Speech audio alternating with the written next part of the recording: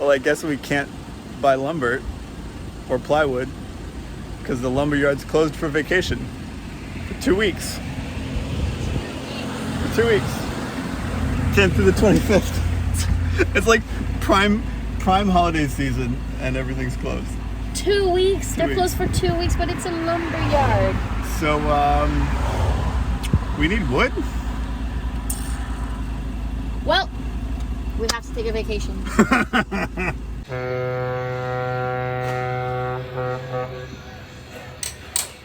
Well, guys, the lumber yard is closed for 2 weeks. That's fun. I mean, we do have a lot of things that we could do that doesn't involve any plywood or wood, but we had a plan for today, and our plan is kind of jambalaya because we can't do what we thought we were going to do today. So we do need a day or two to think about what we're going to be doing over the next 2 weeks. But in the meantime, we figured might as well do a Q&A today because we've been meaning to do a Q&A for quite a long time. We've asked you guys to send us your questions on Discord and on Patreon and on YouTube. And we figured today would be a great day to answer some of your questions. But we also realized that there is no point for us to be in the boat right now to do this. So we're gonna go to the lake house. And I bet you did not know that we had a lake house, but we do have a lake house. And it's up in the mountains, so let's go.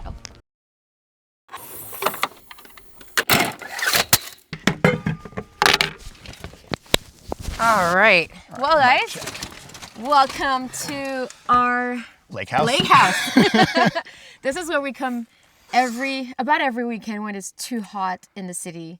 Yeah, It's really after nice a week here. of working on the boat. I mean, even in the boat, it's nice and air conditioned, but outside of the boat, we're cutting stuff out in the sun. It's HAF. It's about 10 degrees colder up here than it is down by the ocean. And so it's just fantastic. It's nice. We love it. So today's a Q&A. I had the great idea that I was going to use empty element box and write up all the questions and shake it up, and we were going to like take it one at a time. But 2024. Yeah, we have technology, so we're just going to use the phone. We're just going to read the questions off the phone. It seems to be a much better idea. When was the last time we did a Q&A? Was it pulling names out of a hat on like UMA right when we launched? Was that the last time we did a Q&A? Not a live chat, but a No proper live chat, Q&A like a video. Q&A. I think so. You had Why glasses. haven't we done this more? Because we did live chats. And I don't know. They're not We the should do same. this more often. We Like, should let do us this more know. often. Give it a thumbs up and let us know down in the comments if you think we should do a Q&A Yeah. like this more often. This is Even also if we our- haven't started yet. This is also our weekend office where we come up on the weekends and do admin work. So we've got Starlink and we've got solar and we set up our laptops and we hang out up here and like people walk by and think we're crazy. It's fun. It's quite fun. So yeah, let's get into some questions, shall All we? right, let's, question number 1. I think we're just gonna Oh. rip that Band-Aid off. Dan, Oof, my chair's gonna fall are over. you dying of a heart attack? Like, did you Yes. have a stroke recently or something? Good Lord, people. So a few of you have noticed that I've had a lisp for the past few months. How much am I gonna get into this? I think you should just get into it. Just get in all of it? Just get in all of it. Let's back up. So I've suffered from sleep apnea for a long time, and I never wanted to get on a ventilator or a CPAP machine or anything like that, but it's definitely been an issue, especially with like snoring and waking up in the middle of the night and like not breathing and stuff. It's like Yeah. a real thing. In the middle of the night, I would wake up and I would notice that he just stops breathing. Like, he would Yeah. inhale and it would just stop. And I'm like, oh my gosh, is he dying? Yeah, it's been a real thing, and it's been affecting my sleep for years. But being the non-traditionalist that we are and being traveling full-time, I wanted to do some experiments and find out if I could fix it without medical intervention. And one of the things I noticed is I have a severe overbite. And so it pushes my jaw back and kind of closes off my throat. And so when I'm sleeping, there's not a whole lot of like space back there for the air to go through from my nose. And so I did this experiment where I bought like, okay, this is not medical advice. Do not follow what I did. Speak to a doctor like a smart person. But I bought one of those like mouth guards for sports that you boil in water and put in. But instead of putting it in my mouth and closing my teeth entirely, I put it in my mouth and closed my teeth with like my jaw further forward so my teeth met. So it like forced my jaw forward. And I slept with that, and the first night I didn't snore at all. It worked And I slept well. so well. Yeah. Just by pulling my jaw forward. And so I slept like that for a couple of weeks, and it was kind of weird in the morning because like my jaw was like definitely in a different position. And so that led me down a rabbit hole of researching sleep apnea and breathing and throat structures, and realized that if I could fix my underbite permanently, it would probably solve those issues. That, along with a lot of other dental work that I've been putting off since I was a kid, which I won't get into. Maybe I will get into it. Then it has a baby tooth. I've got a baby tooth. You guys have seen it. Sometimes it falls out. Like I've had a cap put on it for the last 10 years, and sometimes it falls out and feel like, oh, you're missing a tooth. I'm like, yeah, I know. I have this little stub of a baby tooth, and the adult tooth is in the roof of my mouth. And I had another molar get infected when I had a crown done in Cancun in Mexico, and like 5 years later when we were in Norway, it got infected because there was a little bit of root left in, so I had to have that pulled. So I've got like a lot of stuff going on in my mouth. And since we're finally stationary long enough that I can finally see a dentist, the same dentist over and over again, we found a really, really good specialized orthodontist in Rome. So like every couple of weeks I've been flying to Rome. I've got like a whole bunch of metal screwed up in my mouth. I'm wearing like not Invisalign, but like a different version of Invisalign. And so for the next 2 years, I'm going to be doing that. And that will like solve my underbite and solve my snoring, and getting a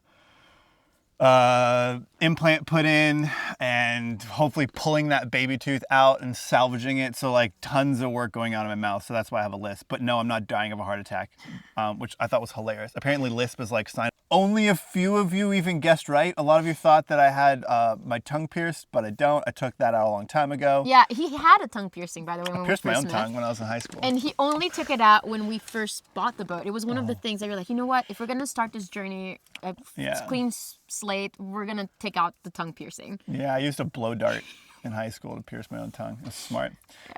Anyway, so that's why I have a lisp. No, I'm not dying of a heart attack, but we appreciate your concern. And I will continue to have a lisp for another year and a half until all my dental work is done, and it will be solving my sleep apnea. Although now he doesn't have a lisp because he doesn't have the we're about to eat breakfast because I just took it out. But I still have like a whole bunch of stainless steel screwed into the roof of my mouth. When they put my implant in, when they put the stud in for my implant, I didn't have enough bone in my jaw, so we had to like move the bone. So it took like a chisel and a hammer, and it was like like breaking the bone up into the nasal cavity. It's been a journey. But I can't even imagine. Like, I am so scared of dentists. I went to do a cleaning. What do you get? Like, just once. a cleaning when we were in Mallorca. And I almost cried. It doesn't hurt, but I just don't. I don't like it, and unless if I feel like for the next cleaning, I want them to put me under. I don't like dentists. Luckily, you have nice teeth. Luckily, I've been trying to get this work done forever. The baby tooth and the implant and all that done for a long time, but we're just never in one place long enough. And since flights from Olbia to Rome are super cheap, like $20 each way or something like that, because it's sort of a commuter flight, it's been really convenient. Just pop over, and so I'm actually going over there in 3 days to have them do some more work. It's been a lot of fun. Yeah, I bet. But it's worth it. So then I won't die in the middle of the night, and you won't wake up from me snoring in the middle of the night. She used to punch me in the middle of the night. No, I don't punch. When I sleep, I'd be like, she'd be like. He's exaggerating. I wake up. It takes a little tap. All I do would be like, and then he would stop. It's like no one had bad sleep apnea and like elbows in the ribs. But it wouldn't even be the elbow. I would just like butt poke him. You know, while we're spooning, I'll just like butt poke him, and he would just stop. And then I'm like, okay, well, if this works, yeah. Anyway, but he doesn't snore anymore, so it's helping my sleep a lot and snoring. So maybe if you have an overbite and sleep apnea, look into it with your dentist because it's a thing. Yeah, it is a thing. All right, so next question. Let's now that we got that cleared out the of the way, let's go with other questions. All right, so Simon Waters on Patreon. I love the build content, but I'm wondering what is the time frame to be finished on the hard and back in the water to continue exploring a beautiful planet? Ooh. A lot of you guys asked some version of a similar question to that, like what's the time frame to finish our refit? So the reality is, let's back up a little bit. When we first started this refit, we always said 3 months. It was supposed to just be like rip out the side berths and glass in the knees and just be done with it. Yeah, very simple procedure. And then it's like a surgery.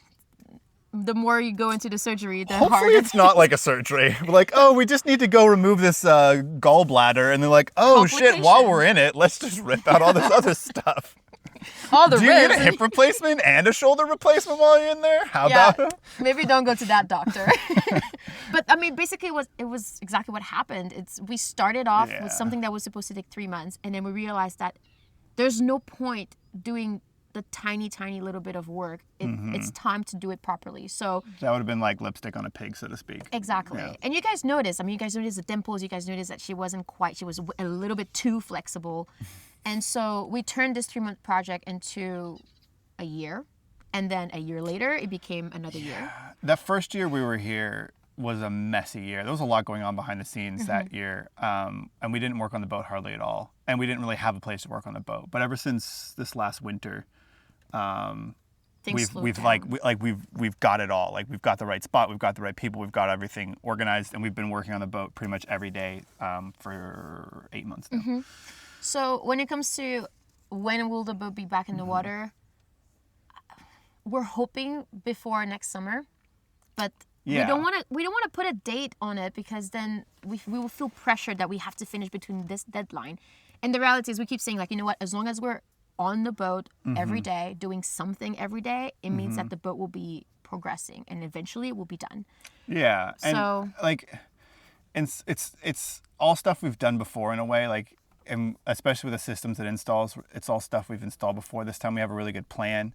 It's not going to drag on for years and years, because we are prioritizing the rebuild and not sort of like twiddling our thumbs and doing other fun adventures while we don't work on the boat.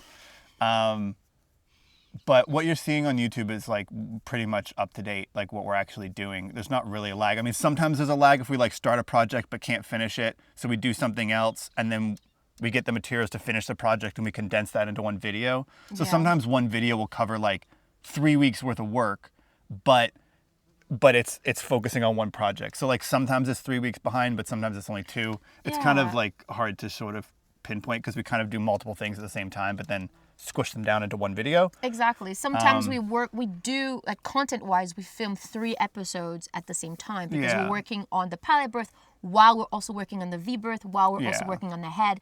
But in order for it to make sense of the videos, we separate into 3 videos. So something that we do in 2 weeks turns into 4 weeks of episodes. But then by the time the 4th week is here, we're caught up again. So it fluctuates. It kind of fluctuates. We're not always months or weeks ahead. Sometimes we're 2 days ahead. Sometimes we're a week ahead. So, but for the most part, on average, I think we're pretty much caught up to real time.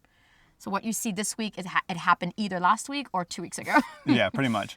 But with that said, I mean, we're once the lumberyard opens again, we'll be able to finish, I think it's in 2 weeks, they close for 2 weeks. So yeah, once the lumberyard opens in 2 weeks, we'll be able to finish the tertiary bulkheads and start doing face frames. And then once all that's done, we'll have like a bit of cleanup and prep and some fairing work to do, but then we'll paint everything. And once everything is primed, we're probably gonna go with like a spray gun and just do like prime the entire interior of the whole boat. Which is gonna that's gonna be like the biggest transformation, I think, because it's gonna be like because we're not gonna need to mask anything. So like in one day, the boat's gonna go from green and brown to white. And it's going to be fantastic. And it's going to look done, and you guys will be like, oh, you're almost ready to go into water. Yeah. But no. But that's going to be a big one. And then we're going to insulate. We'll get into that later. I think a lot of you guys have asked questions about insulation. And then it's just starting to install systems. So it's going to be a lot of like running conduit, running plumbing, roughing in systems, and then finalizing systems. And then it's going to be all the fiddly stuff like doors and drawers and latches and final finishes and painting and all that. That's probably going to take the longest. But that's going to be like over the whole winter. And then, and then it's some exterior work. We are going to be painting the whole outside of the boat. We are going to be working on the deck. We are going to be changing a lot of things around outside the boat. Some of it's not really confirmed yet, so we're not really going to spill any beans. But we do have a lot of work outside to do. Yes. But that hopefully it will be in the water by next summer. We're hoping that. That's sort of like our lofty goal, but we're not focusing on it too hard, because then we're just going to grow gray hair for no reason. Yeah. As long as we keep progressing on the boat, then that's all that matters. All right, so the next question is from YouTube, from Ulf6 Digra. Gotta love YouTube handles. And he wants to know, so where to next? Are you daydreaming about destination while you do the boat work? That's a good question to answer after we're launching next. I mean, we're always daydreaming. We're always daydreaming Like about... we've been at this for 10 years, and we've seen, like, if you look at a globe and look at our track, it's like this tiny little section of the world, and there's so much more to see, and it's all awesome. It's funny because like we've seen already so much, but yeah, when you zoom out, we haven't seen a lot. We like to do loops. We've only crossed our track twice. Once in the Gulf Stream near Florida, and then once like in the English Channel, because we crossed like west to east, and then up to Norway and Iceland, and then back down. So we crossed like right in front of the what's the name of those isles? Basically, like between Ireland and England, we crossed our channel again.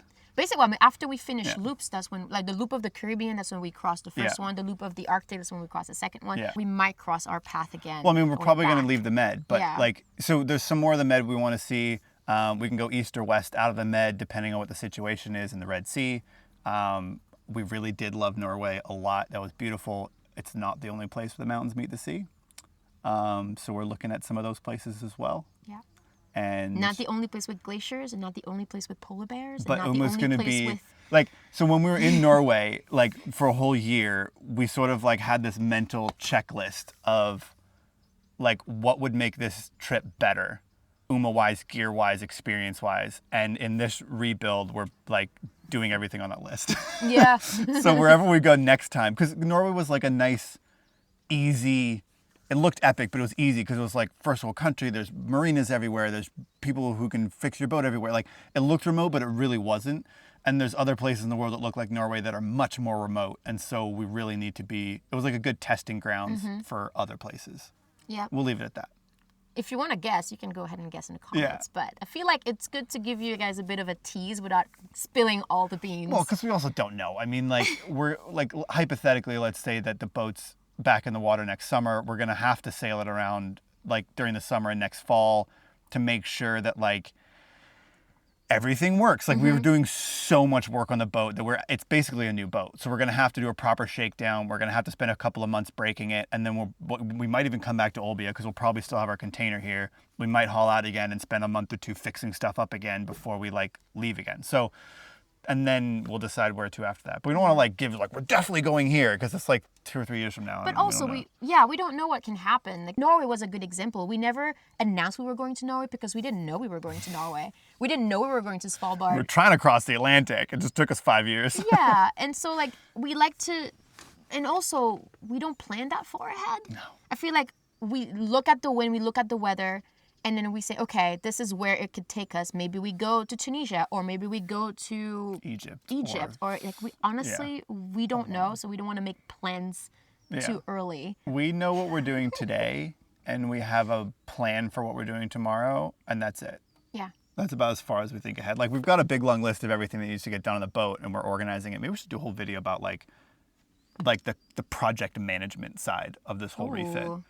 That'd be a good video. Because like you got a minor in construction management, Yeah. and it's helping out probably more than our architecture degrees. We'll get into that later too. But that would be an interesting video because we are kind of keeping track and planning and making, because you have to like plan the work you're doing now, but then also think ahead a couple of weeks to make sure all the supplies and materials are on order, and then think ahead a couple of months to make sure all the suppliers and equipment is the right thing, so it's the right size. You know, like, yeah, anyway. Yeah, so that We by could the do a whole time video you about that. work on something, everything that's prepped for the next project is Yeah. already, getting worked on. Unless they close the lumberyard for 2 weeks without telling anybody, and then it just throws a whole wrench in the entire process. And so we sit up here twiddling our thumbs going like there's lots of work to do on the boat, but like we need to figure out what to do next. Yeah. So to answer your question, Wolf, yes, we do have a lot of places we're daydreaming about. And I mean, New Zealand sounds great. Patagonia sounds great. Africa sounds great. We're nervous about Canada sailing sounds into the great. South Pacific because I feel like we'd never leave. Like there's so many islands and they're so fantastic and they're so beautiful that I feel like we're gonna retire in the South Pacific and just like disappear. Not that this is going to happen, but when we first made it into the Med, what we wanted to do, what we had as our dream route was to enter the Med, leave throughout the Red Sea, go up through Japan, and end up in Alaska. And that way. And then down into Uma's home port. And then down into Nanaimo. Nanaimo. Yeah. But like that's an amazing route, but we don't know what the situation of the Red Sea is. Yeah. You know, crossing the Pacific on Uma might be a bit tricky. Well, now it won't be because we're gonna be like insulated and That's like true. everything's gonna be good. Yeah. Yeah, we could still do The it. Aleutian Islands are beautiful, but we wouldn't want to do that on Uma 2.0. We gotta do that on Uma 3.0. Yeah. And the Red Sea, I mean, you guys know it's tricky at times and it's fine shifts other times. all the So time. when we're ready to exit the Med, I guess that's when we were going to make a plan of like, okay, do we go east or do we go west? Maybe we'll call And up then that's it. Peter from Albion and we'll get like a full escort, or we'll just put Ooh. Uma in the back of that whole ship. That ship's getting retired, by the way. All right, so yeah. Okay. Moving on. Next right. question. Levante Somoji from YouTube.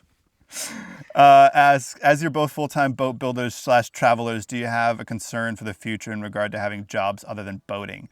Do you have a financial plan or for financing your retirement? It would be interesting to hear your take on convert boat life experience to a career on land if that comes to it. Or is it your long-term plan to live on a boat for many decades to come? It's kind of a lot of questions in there. That's a loaded amount of questions. Loaded. But I think One at a time. one at a time. So Do you have concerns concern about future regarding having jobs or other than boat building? To be honest, not really. So YouTube is definitely our main source of Never had jobs. job right now. We've never worked for anybody. Yeah. I think the reality is when you're working for yourself, there's always uncertainty, right? Like if you're an entrepreneur, you start a bunch of business, any of those business could go under and you're never exactly sure. You don't have like a fixed paycheck every month. You don't know. Like it's a lot of risk. And in our situation is the same thing. Like we have YouTube and Patreon as our main big project that we love doing, but we're also starting to dabble into other things. We have a lot. And we have a long list of projects that we're trying to start that we have in our the back burner to start, or that we started but didn't really work out, so we kind of let that go. Well, we have a bunch of stuff we're actually working on behind the scenes too. All right, our camera just shut off because it overheated because like the sun is slowly encroaching. The way we're sort of set up is like the sun rises on the driver's side of the truck, and in the mornings we have like a little bit of shade on this side. We just need to put it on manual. We need to do. Is it focusing on us? Yeah. Okay. Our camera's getting weird. I think it's all the fiberglass dust. Yeah. So we had to move the camera a little bit. The camera was in the sun and overheated because it's a Sony. Anyway, so Where what were were we? We were talking about concerns for future regarding Jobs. having jobs other than boating and financial planning and security.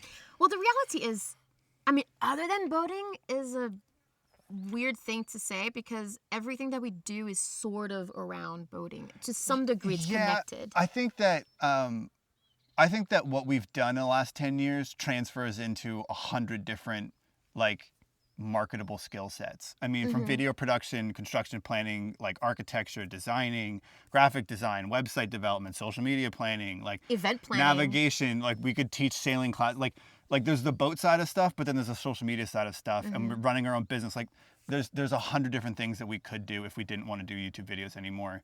And we've always been sort of the entrepreneurial types where we've never really had real jobs, like working for somebody else. So we're not super concerned about it. I think there's more financial security in being an entrepreneur than there is in like working for somebody else, because you can get fired at any time. The business can go under, like it's not in your control.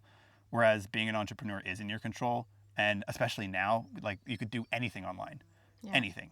And so as long as you've got an internet connection, a laptop, And a brain. then You're fine. So we're not worried. No, we're not too worried. And like we've kind of always joked that like we'd rather retire sitting behind a desk, designing penthouses in New York than start as an architecture intern designing penthouses in New York. You know what I mean? Where it's like we'd rather do this when we're young and that when we're old, rather than that when we're young and this when we're old. Yeah. I think this is more enjoyable to do when you're When you don't have so much back pain. We're also kind of sitting like on top of an anthill, so they keep biting my feet. There's a lot of ants I here. keep my feet off the ground, so I'm doing a workout at the same time. Core exercise. Yeah, exactly. As far as like financial planning and security, aside from this boat refit, no. Not really. Our financial planning and security is that we Keep making videos for now keep making videos. and dream that our projects are gonna take off at some point. not going into debt. I'm not sure if we talked about that later or not, but like this whole lifestyle to us is affordable because we're not in debt and we don't have a very large overhead. Like when we were in the Caribbean, we were living on $500 a month. And so we know we can always go back to that if we need to. Go back to the Caribbean because we can't live with $500 a month. That's the here. thing with a boat. Like It's you can't live in the Med for that cheap because the food is more expensive and marinas are way more expensive and everything here is more expensive. But we could always go to the South Pacific and live off of fish and live super cheap if we want to, knowing we can. Because we're not in debt. We don't owe anybody any money, so we don't have that pressure of like needing to keep produce videos so that we can pay off our boat loan. Yeah. Which is a situation we never want to get into. I think we're in a sweet spot because like, if YouTube disappeared tomorrow, we'd still be doing what we're doing, only we wouldn't be able to share what we do. Yeah, we'll figure it out no matter what. And we have saved up enough over the last 10 years, knowing that we were gonna eventually do a refit like this. So like this refit's kind of covered. And I think we're probably gonna get that later too. It's costing a lot less than a lot of people think.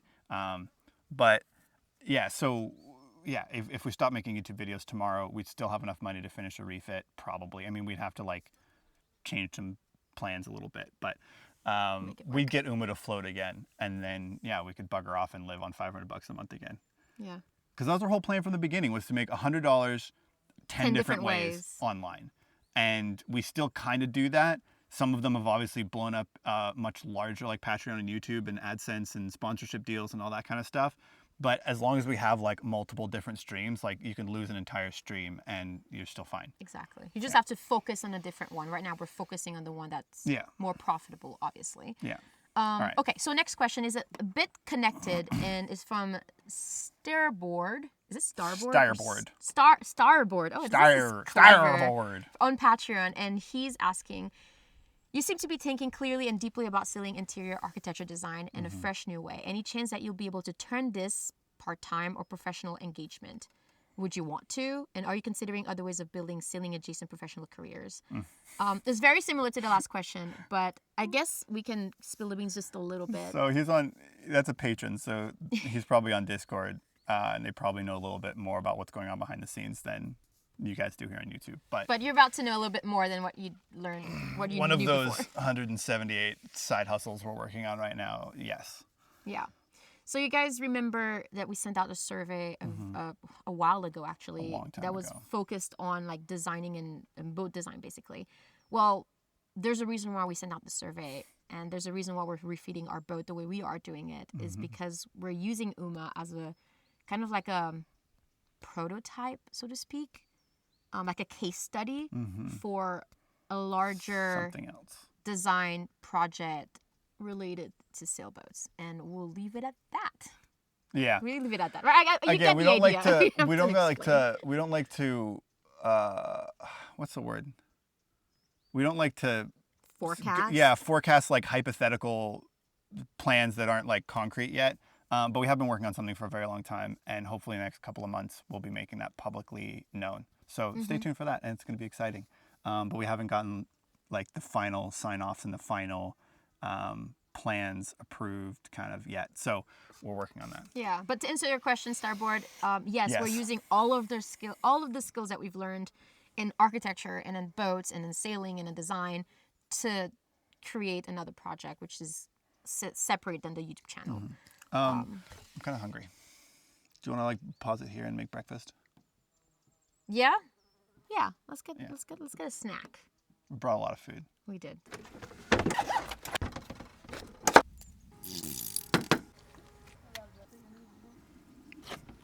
That was delicious. That's like my favorite way to have melon and like yogurt and berries. Just like use the melon as a bowl. So good. You came up with that idea. It was really good because we had the yogurt bowl and the fruits, and then we had the melon, and we were trying to like eat the melon, then eat the yogurt. It's like we should just combined. And now it's like our new favorite way. It's amazing. I like right. it. All right, so Next we question. are in location number 2. Yeah, it's too sunny on that side of the truck, so we're now on the other side of the truck. We're on the other side. All right, so next question. James Bennett from YouTube wants to know, can you give me some insight into the challenges of maintaining visas while performing all this boat work? It's actually a really good question. Great question. We actually get a lot of questions about visas and how we're able to stay here for as long as we are staying here. We've been in Europe for like 5 years now on visas. Yeah. Yeah, we've figured out ways to get it done. Yeah. So the reality is that there's multiple ways to stay long-term in a country.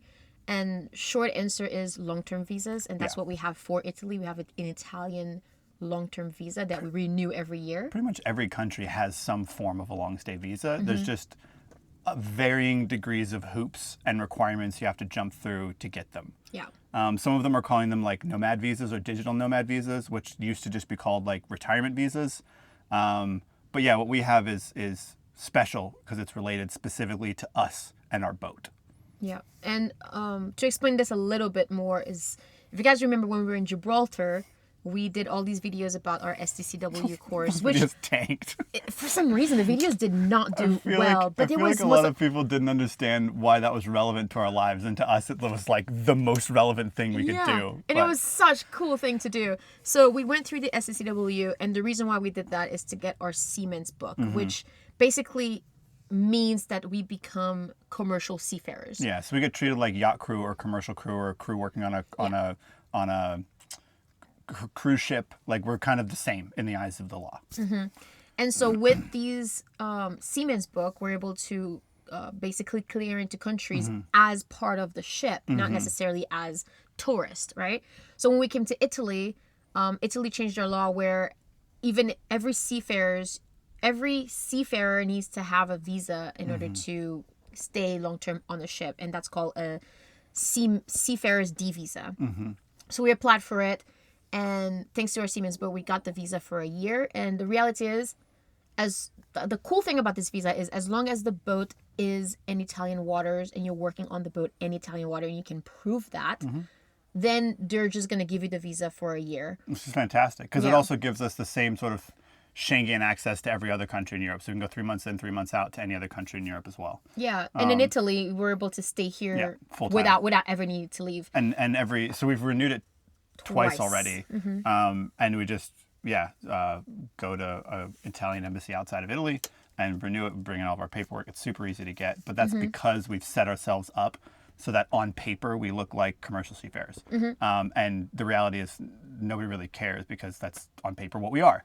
And which is interesting, because a lot of the countries we've been to, we don't actually clear into the country. The boat and the crew list clears into the country. So for instance, when we arrived in Palma in Mallorca, we didn't get stamps in our passports. We got the crew list stamped. And normally how that works is, as long as you're within a few kilometers, it varies per country, a few kilometers of the port where the ship is docked, you're allowed to wander around. You go to the ship store, pick up groceries, provision, pick up mail. Our towel's blowing. No! That backfired. We're using a towel to keep the camera out of the sun, but it's not really working.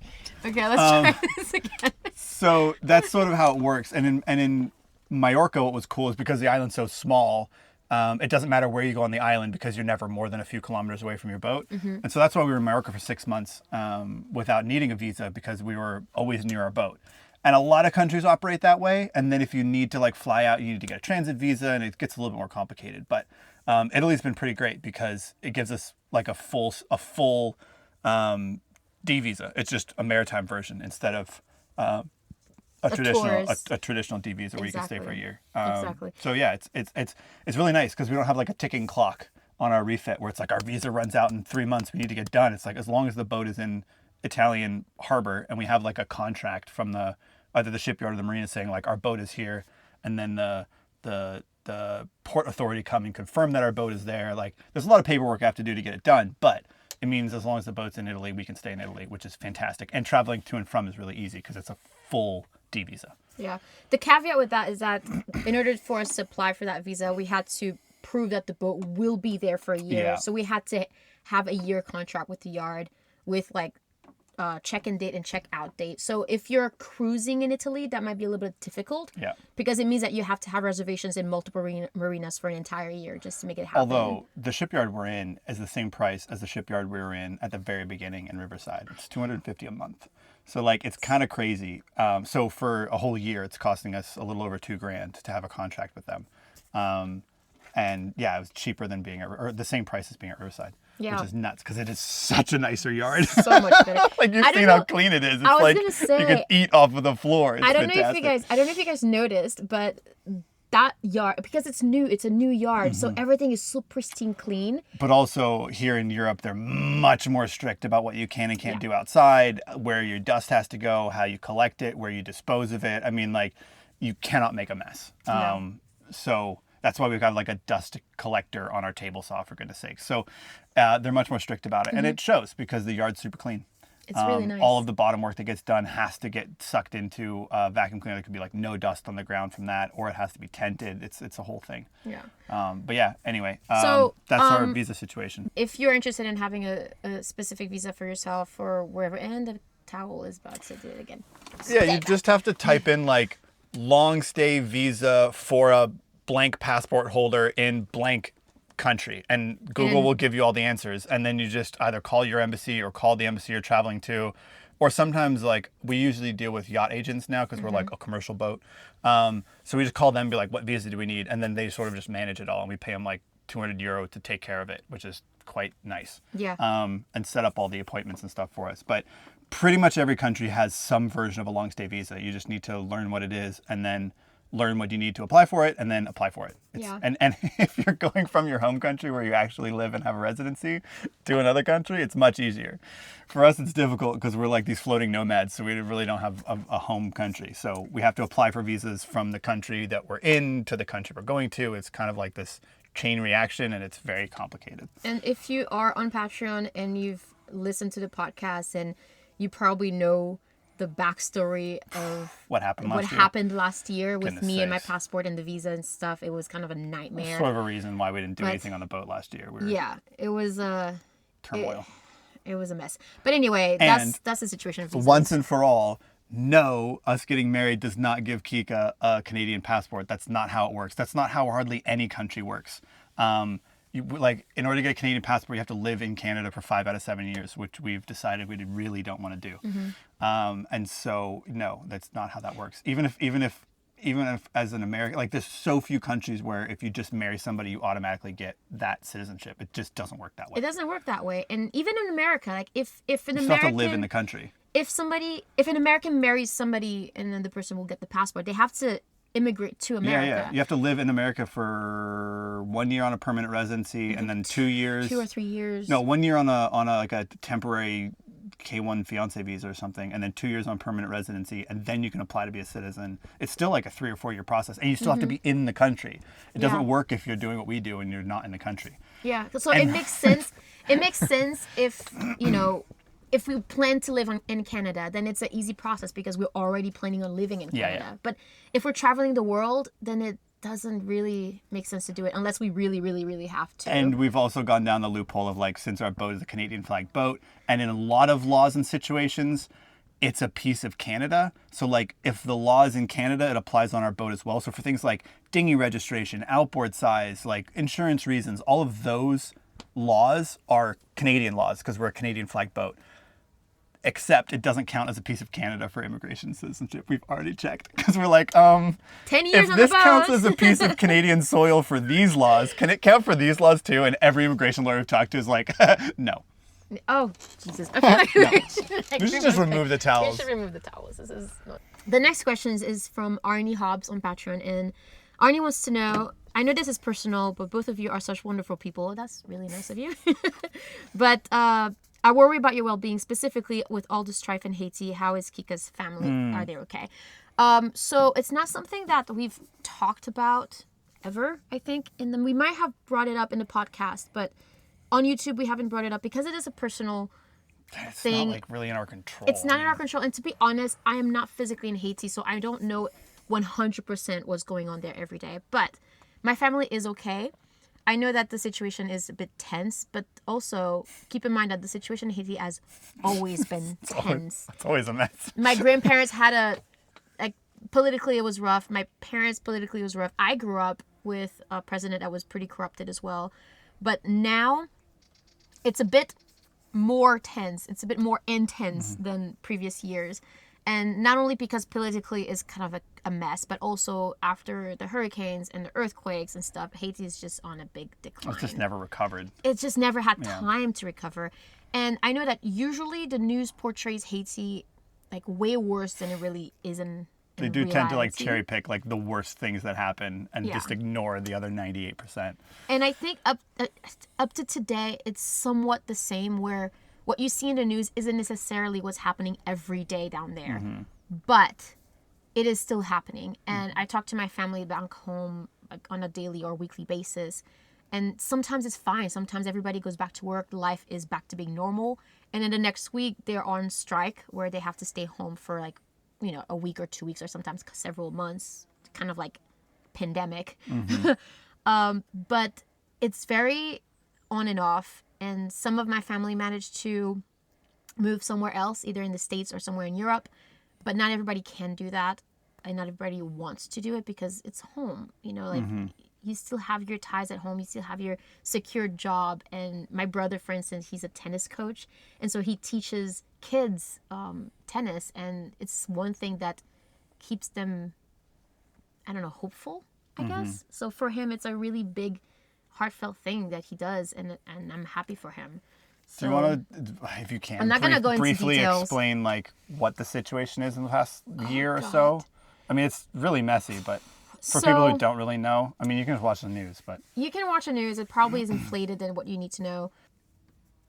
I don't want to talk about something that I don't know about. And I know I'm Haitian, so maybe I should know more than I know right now. But it's such a complicated thing to understand, and I don't want to start giving information that is not true. So to that, all I can say is that my family is okay. They live like on a day by day basis, but yeah, they some are of them have okay. been like kicked out of their houses though, basically. Yeah. Had to move because they got like broken into. Yeah. Yeah, it's So- messy. We were just there in Haiti last Christmas, very briefly, but it's kind of weird because like Christmas is like a really celebrated holiday, and so like for about 2 weeks from Christmas to New Year's, like there was no gang Quiet. violence. The streets were quiet. There was no kidnappings. There was no shootings. There was no protests. And so we were there and we're like, this kind of feels normal, except the streets are really empty, and there was not really much of a curfew. Like, and then as soon as we left, basically everything just turned to shit again. Yeah. So we got like a weird taste of like, what do you mean? This looks kind of normal, but I know that when last time I was talking to my grandma about it, and she was saying, I mean, she's 96, and she's always been in Haiti. Like, she was born, grew up, lived in Haiti her entire life, and she said that out of everything that she's seen throughout her life, Last this is 100 by years. far, Yeah. this is by far the worst. yeah. And so that puts in perspective that there's a big crisis. And I mean, but we are all hopeful. I mean, Haiti is a young country in a way compared to like European countries. And I think that there is a light at the end of the tunnel. There has to be a light at the end of the tunnel, you know? I don't know hope what so. it's going to take, but I miss the Haiti that I grew up in, because when we grew up, yes, there were political corruptions, but we went to the beach every weekend. We went on road trips. We went hiking on the mountains. We saw the You country. weren't worried about getting kidnapped. I was just because of your skin color or whatever. not often. Yeah. I wasn't often worried about being kidnapped. Not that it wasn't a thing. It wasn't like but- every time you leave work to drive home, you're worried about somebody trying to kidnap you. Yeah, Because that's exactly. sort of the situation now. Yeah, and so now when I look at my nephew and my nieces, I'm a bit sad because they don't get to experience the country that I know. I mean, I'm so happy that I got to show you Haiti when we went Yeah. there. It was after the earthquake, but it was still like, you know, those parts of Port-au-Prince you just don't go to, but the rest of the country was beautiful. And also too, like, Port-au-Prince is a mess, Mm-hmm. but the north of Haiti, for instance, is a completely different country. Yeah, Like, it's, almost everything that you've seen in in the Cap- news about Haiti is all Port-au-Prince, and it's always Port-au-Prince. But Port-au-Prince is like, yeah, it's a very congested, very messy city. Yeah. And the rest of the country, it was funny because when we visited there in 2016, Oh, when we were yeah, with the first time, we were there for 2016, 6 months, and like it was kind of crazy because yeah, Port-au-Prince is what, like I kind of recognize it from stuff I've seen on the news. I'm like, oh yeah, this kind of seems like what you'd see, but the whole rest of the country is like, wow, this is beautiful. Like, why don't they ever show this part of the country? And then once we left Haiti, that was sort of like my first real experience in the Caribbean. Once we left Haiti and went to every other island, we're like, wow, this kind of just looks like Haiti. Like the BVI's, you know, all the other European islands, Martinique, like all of the beaches and mountains and waterfalls, Haiti has all that too. You just never see that in the news because they only focus on like the very worst parts of the very worst parts of Port-au-Prince. It's very They unfortunate. don't even focus on the beautiful parts of Port-au-Prince. Which is why I wanted to do that series of Yeah, the side of Haiti you've never seen, is because I wanted to share with people what the Haiti that I grew up with. Yeah, it's a beautiful country. And I hope that I can do this again. I mean, the thing is, I feel a little bit helpless because I'm over here and there's not much I can do back home because I'm not there. Sponsor of Haiti Sailing Cup boat. Yeah, every year. except that we're exactly. We're part help of the local fishermen. I mean, but that's in the north where things are like much more stable and much less hectic and much less complicated. Yeah. Anyway, so that's that. We can probably move on now. Before we get too depressed. Question. Next question. Bill Turner on Patreon. Maybe I missed that video, but do you ever worry when at anchor? It's an interesting question. Sometimes I feel like Depends how strong the wind is blowing and how good the anchor set is. actually not.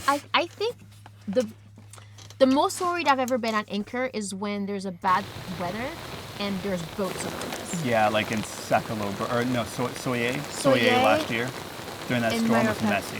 Yeah, because like we are confident about our anchor. Yeah, we've never dragged. We've never dragged, and the only time we dragged is because there was like we were anchored in a river basically. Oh, in and the anchor Guatemala. fouled. Yeah, fouled around the keel because it was super shallow. But that's just like a really rare, weird situation. But I think I mean the only time that I was worried at anchor is if we're anchored next to other boats and especially charters. Yeah. And then there's a storm coming in. the Med. I've never been worried about anchoring until we made it into the Med. Is that true? I feel like that's true. Because we've always planned really well. We've chosen really good anchorages. We keep an eye on the weather. We know our anchor's good. We know our chain's good and all of our ground tackle's good.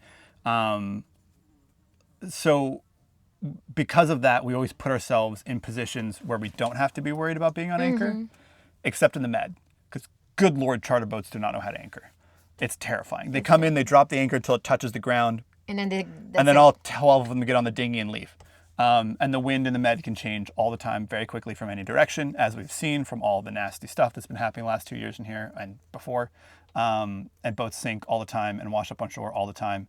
And the problem is, like, we'd be fine, but all the other charter boats, like, dragging into us make it really complicated. So avoid crowded anchorages.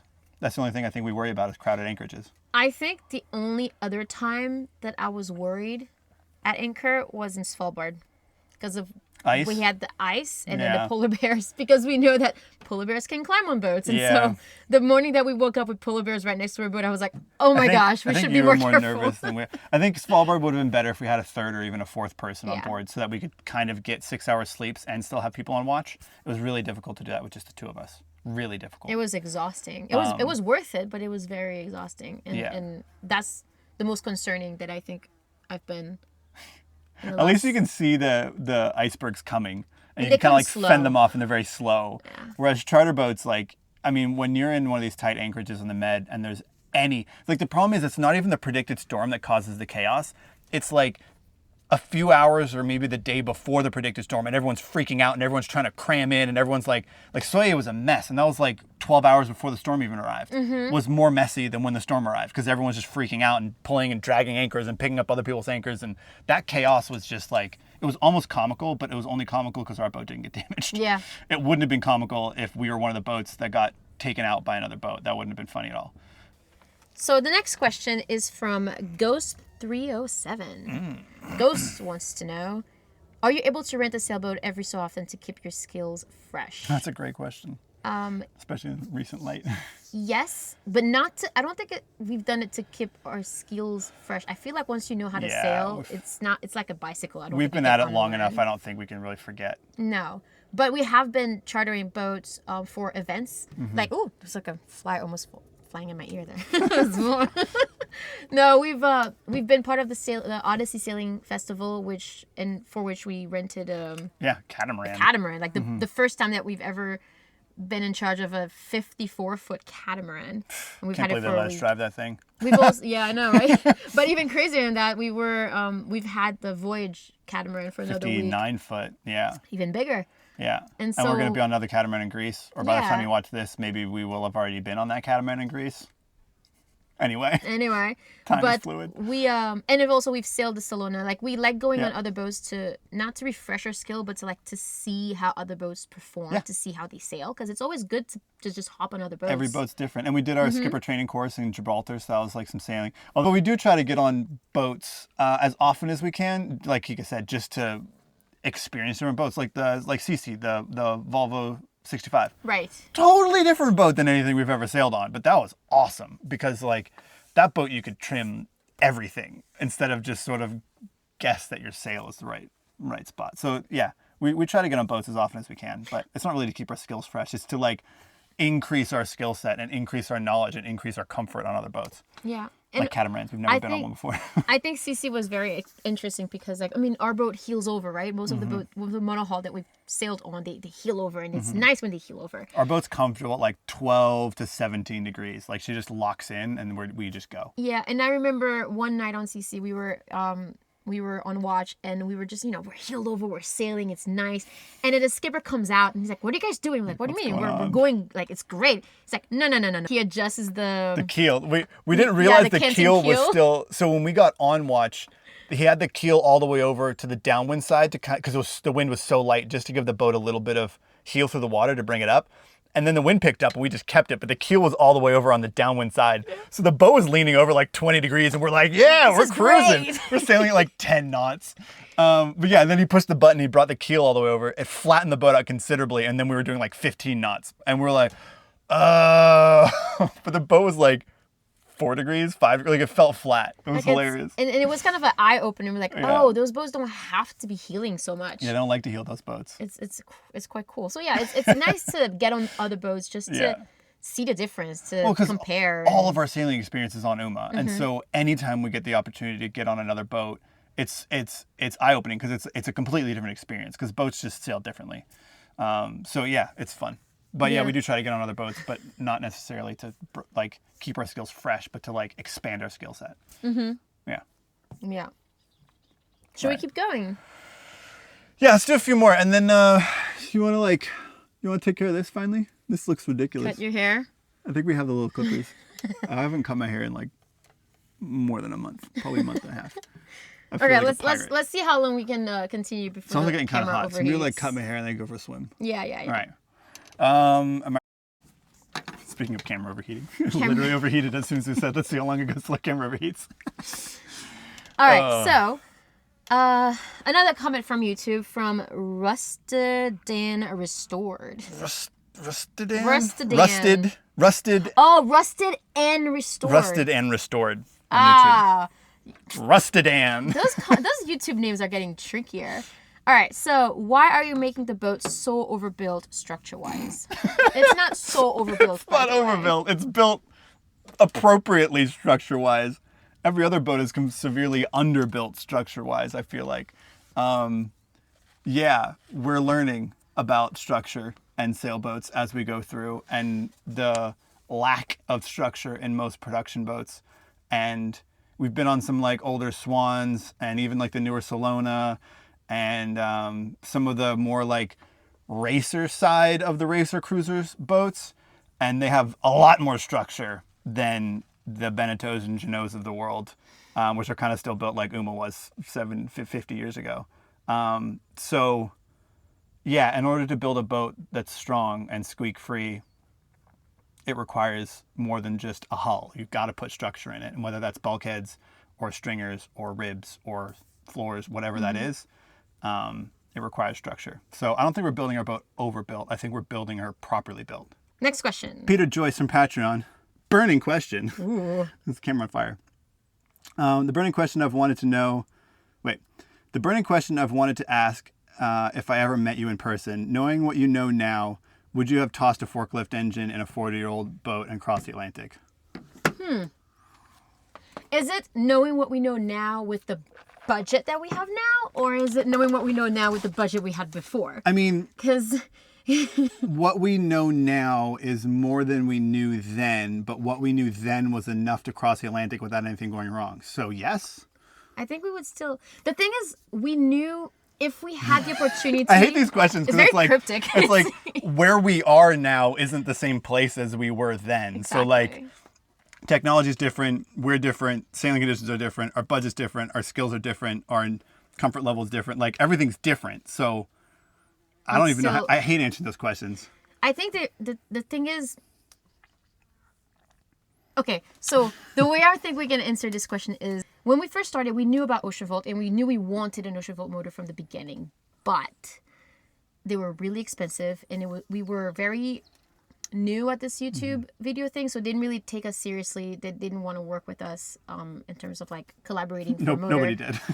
and the reason why we bought our forklift motor is because we couldn't afford another electric motor. Yeah. That motor particularly was a really good motor. It was a very robust motor. The only difference is that it overheated and it didn't have regen. And I think the overheating issue we could have fixed, but the regen we would have never been able to add regen. You can't get regen on a shaft drive with a fixed prop. I mean, it's one of those things we've talked about 100 times, but like technically it's possible. You can spin that type of motor. You could spin with like a diesel motor, and it would create a generator. But a prop shaft that's angled with a fixed blade propeller, any fixed blade propeller or fixed pitch propeller just won't provide adequate regen unless you're sailing at like 15 knots or something crazy. Like you need a variable pitch propeller. It needs to switch from a forward gear to a reverse gear and a regen gear.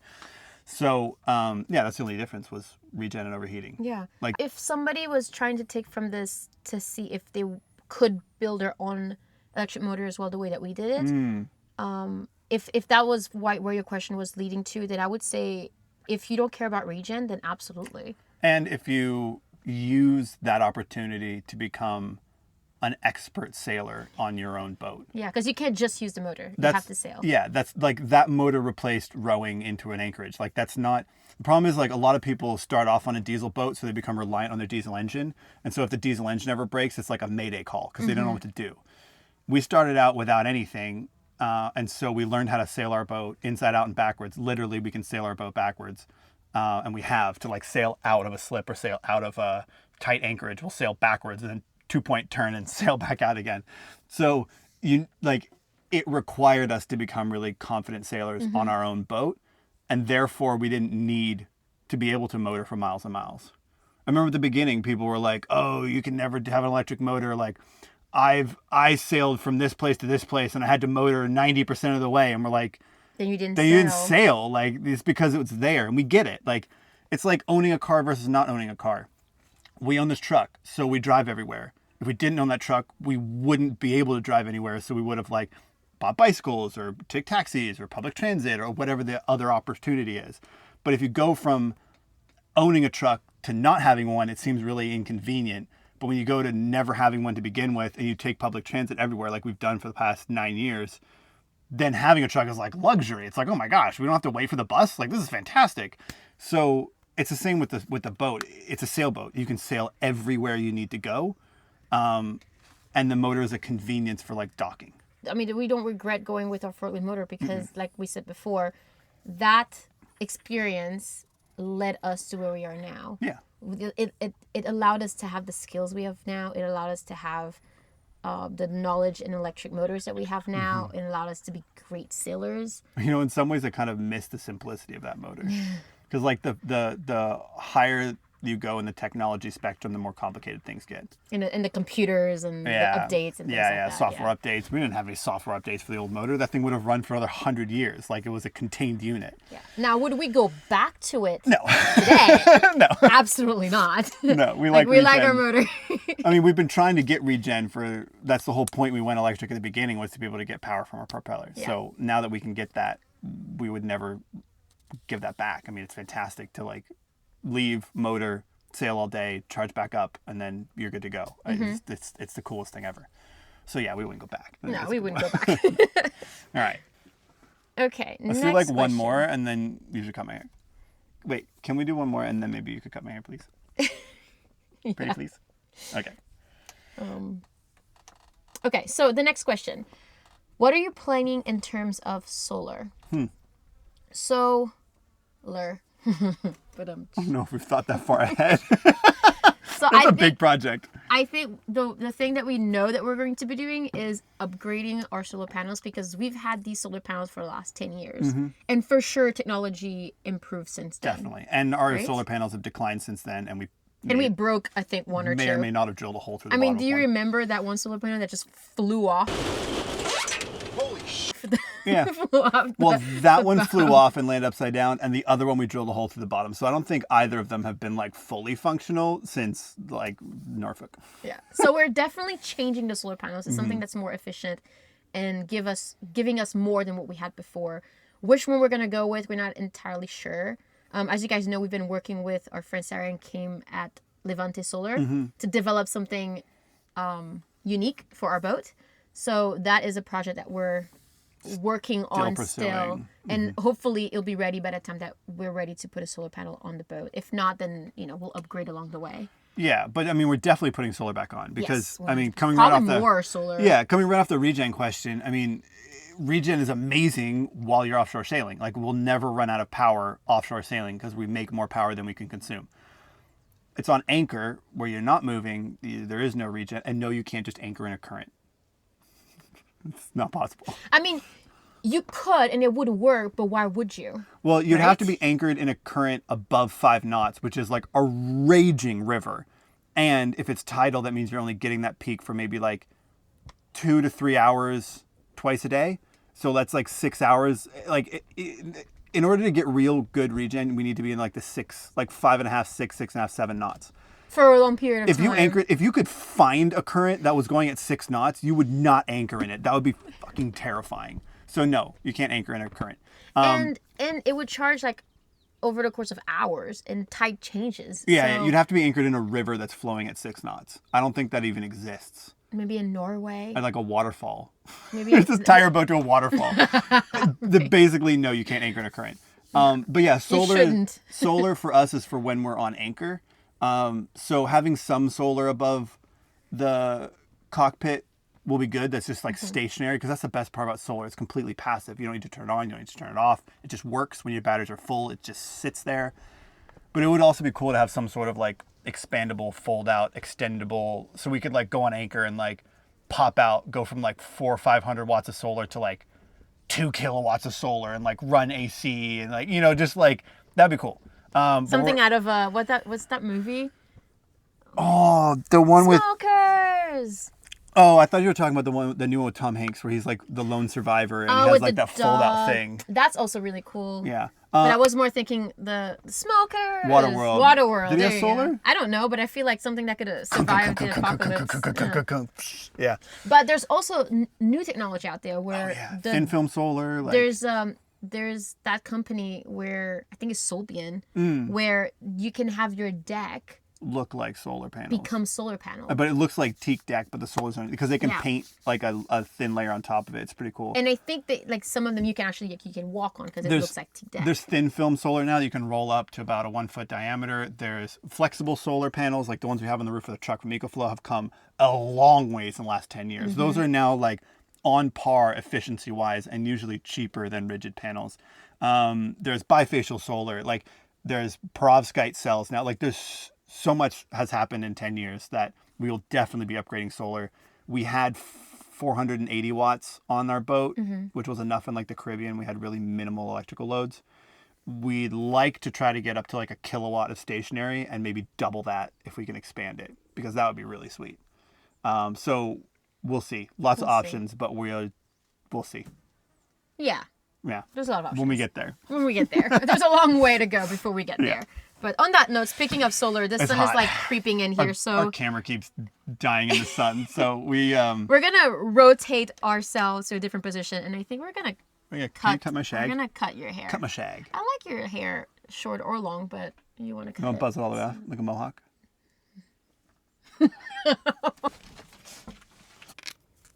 Okay. All right, let's do this. We're doing this. This is haircut time. I don't have a magnet on my chest, like my Italian chest hair. I put my little microphone up in my hair. Right. I don't think you'll see it because it's kind of camouflaged. Hopefully you I don't know why we're doing this, but I need a haircut and we need to keep answering questions. All right, so I think for each question, I should just start. Is this the length? That's the one. I don't think. We don't want shorter than that. What do you think, guys? Comment down below if you think she should cut down my. Oh wait, no. This we can't wait that much. Oh, we should do that on a live chat. Yeah. Just cut all my hair off. That'd be funny. Michael, I'm going to put this like right near my mouth so that you don't hear the buzzer. Michael Pendergrass on Patreon wanted to know, at what point would you or are you going to consider a bigger, newer, or just different boat? That's a good question. That's a good question. I hope that the wind doesn't take. Consider a newer or bigger or different boat every day. Wait, keep going. Oh, keep going. I can't answer while I do this. It's multitasking. I thought girls were good at that. Okay, so I would say that definitely not right now because we're just refitting our boat, so it's not like we would consider a newer, bigger, different boat today. But we've always been like, anybody that has a boat is always thinking of the second boat, of the next boat, right? Yeah. But new boat costs money.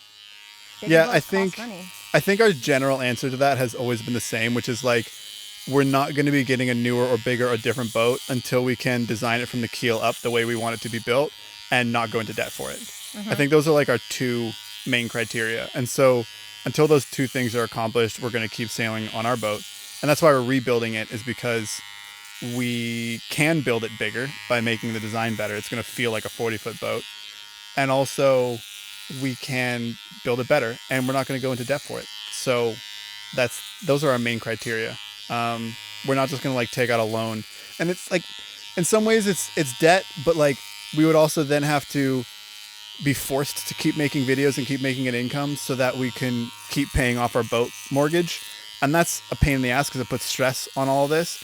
But also, if you have a loan, you have to have full comprehensive insurance on your boat because the bank wants to get their money back on their boat when you sink it. Because you don't own your boat if you have debt. If you get a mortgage for your boat, it's not yours, it's the bank's. And so they tell you where you can and can't sail, when you can and can't sail there. And we don't want anybody telling us what to do. We enjoy this lifestyle because of the freedom that it gives us.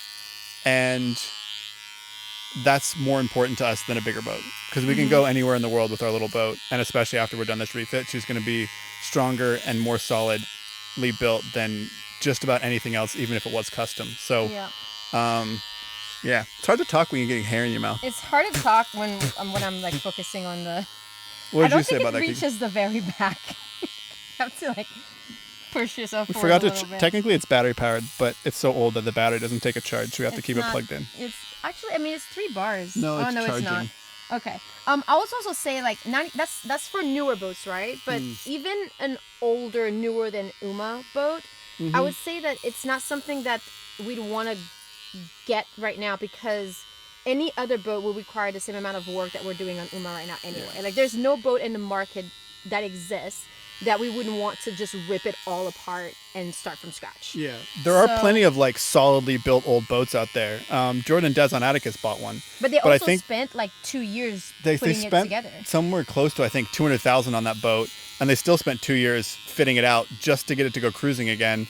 And we'd want to rip it apart anyway and like redesign it and make it into a better interior space anyway. And so to us, the labor of doing that to like a new old boat isn't worth it, because we just, for a similar amount of cost, we'd just have a custom boat hull built and do the interior ourselves. But again, we don't want to go into debt for a new boat, and we don't have like $200,000 just lying around burning a hole in our pockets for a new hull. So yeah, that's why we're refitting our old boat. And eventually, I'm sure we'll graduate to a different boat, but until we can afford to graduate the way we want to. There's also, to us, there's only 2 reasons why we'd want a bigger boat. One, if we wanted more crew on board, like if we're going back to Svalbard and we wanted 4 people instead of just 2, or if we had like pets or kids or whatever, and you actually kind of need a bigger space. And the other reason for a bigger boat is because it sails faster. And if a boat sails faster, you get better regen. So for now, we get enough regen, and for now it's just the 2 of us. So we don't really even have a need to get a bigger boat or a newer boat, because what we have works fine and we like what we have. Yeah. So that's our answer to that question. That explains it. How's the haircut going back there? Good. I had to unplug it to get the back. Are you done with the big section? I haven't been paying attention at all. Oh my god, you're so covered in hair. You want to get the vacuum cleaner? I think we should get a vacuum cleaner.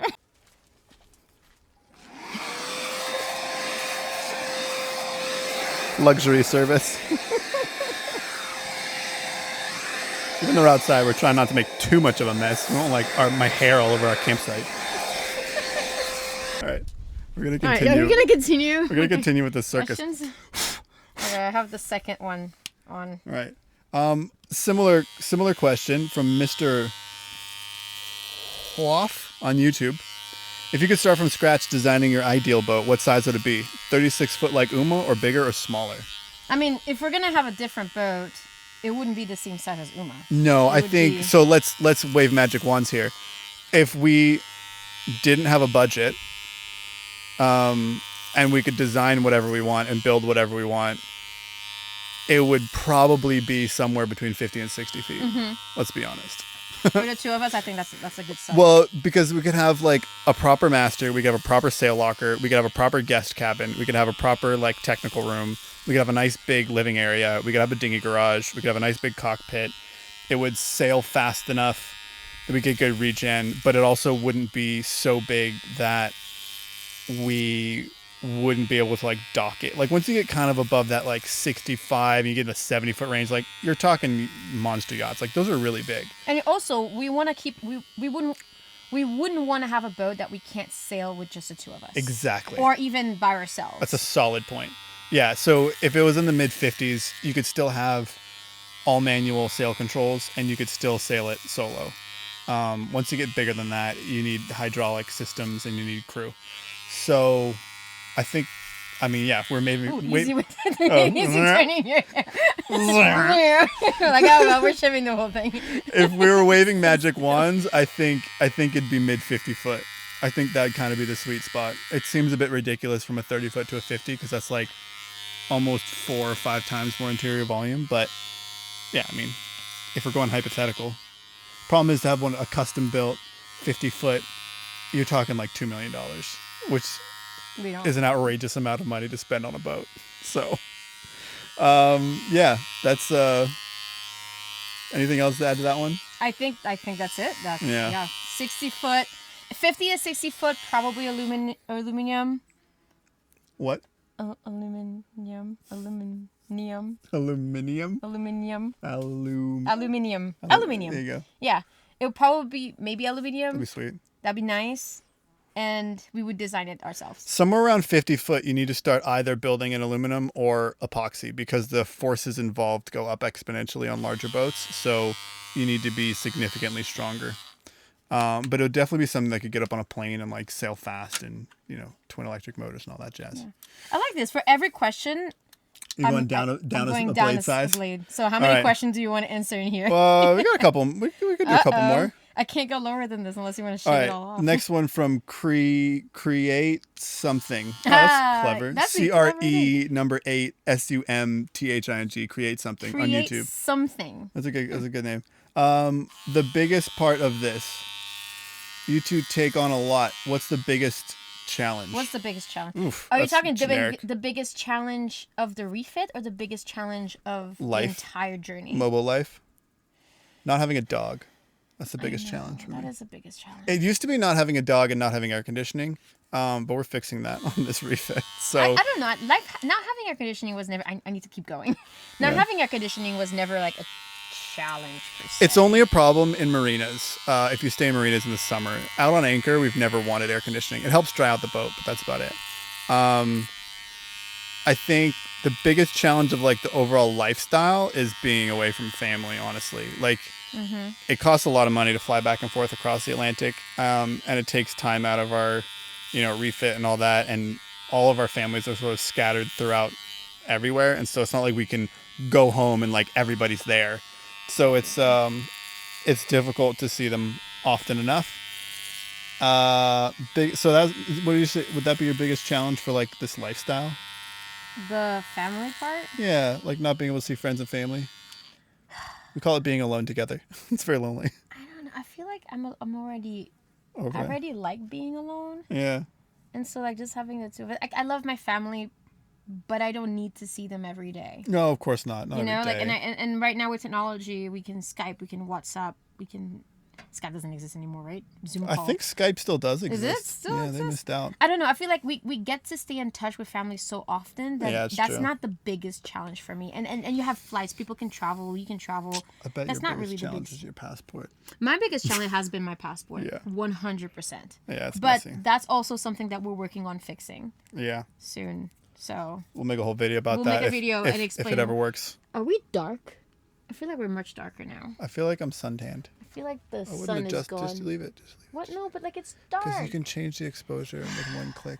Biggest challenge for you in this lifestyle is your passport. It's my passport. What about biggest challenge in the refit? Biggest challenge on the refit is Giving me a haircut and answering questions at the same time. Yes. I feel like I'm doing the worst job I've ever done just because I'm not focusing. Yeah, worst case, we'll cut it all off. No, it's not going to be that bad. What's your biggest challenge The of the back refit? is a little bit... Oh God. Don't, nah, it's okay. It's fine. It's only going to be on YouTube for another, like, 2 months. Yeah, you're fine. What's the biggest challenge of the refit, Kika? The biggest challenge of the refit, I think, is when I feel like I'm not good enough or strong enough to do a task, to help you with a task, right? It's like you're really knowledgeable and you're very handy and you know a lot about tools.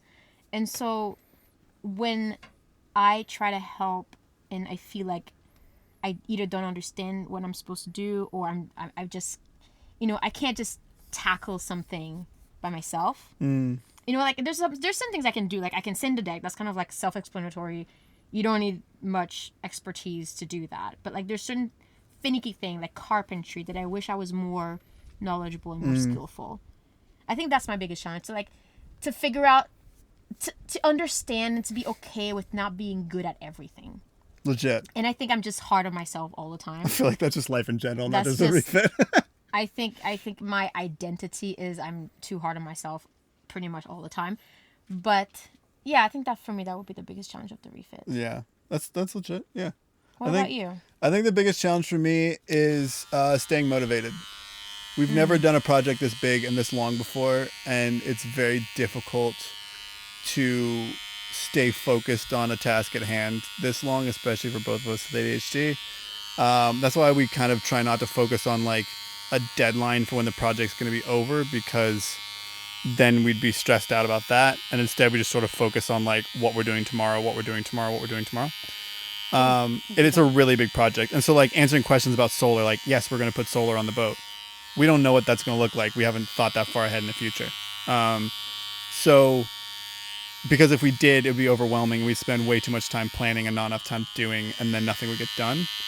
So finding that balance of like planning versus doing and trying to stay motivated and committed to the project, I think is challenging. Mm-hmm. That's what I think. Because it'd be much easier just to hang out up here for a week and then get in the truck and drive to South Africa. It'd be so much easier just to go do something else, because that's easy. That's what we're good at, is like bouncing around from one thing to the other. It's hard for us to stay focused on something. I'm sorry, did I put in your eye? Yeah. But yeah, that'd be my answer. That'd be my answer? Yes, is be my answer. Yes, is be my answer. What movie is that from? Bonus question. Beautiful. All right. I think you're pretty much... You good? I think we're good. You want to try to do my beard? That'd be funny. With this? Yeah. No. Yes. Oh. That's not what you use for this, right? I'm going to have to, because the other one's not here and dead. I don't have a charger for it because it's the US. What do you guys think? How's it look? I think that's pretty good. How's it look? Nope. Give me the focus. Give me the focus. I think that's pretty good. I mean, obviously, it's and he needs to go. I think he needs to like wash it before. Peace.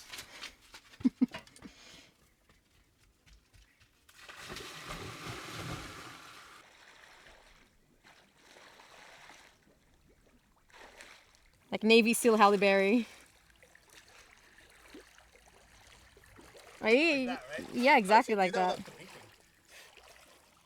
Probably that's the scene. I think they do it in reverse. I like how that's the scene. That's not a bad idea. Do it in reverse.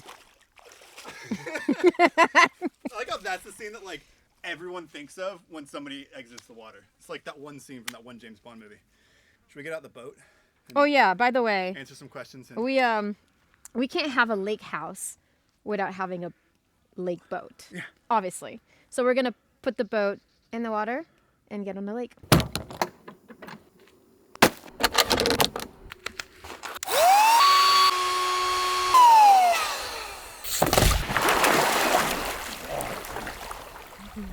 All right, guys, welcome to our lake boat. Welcome on board the HMS Pringle.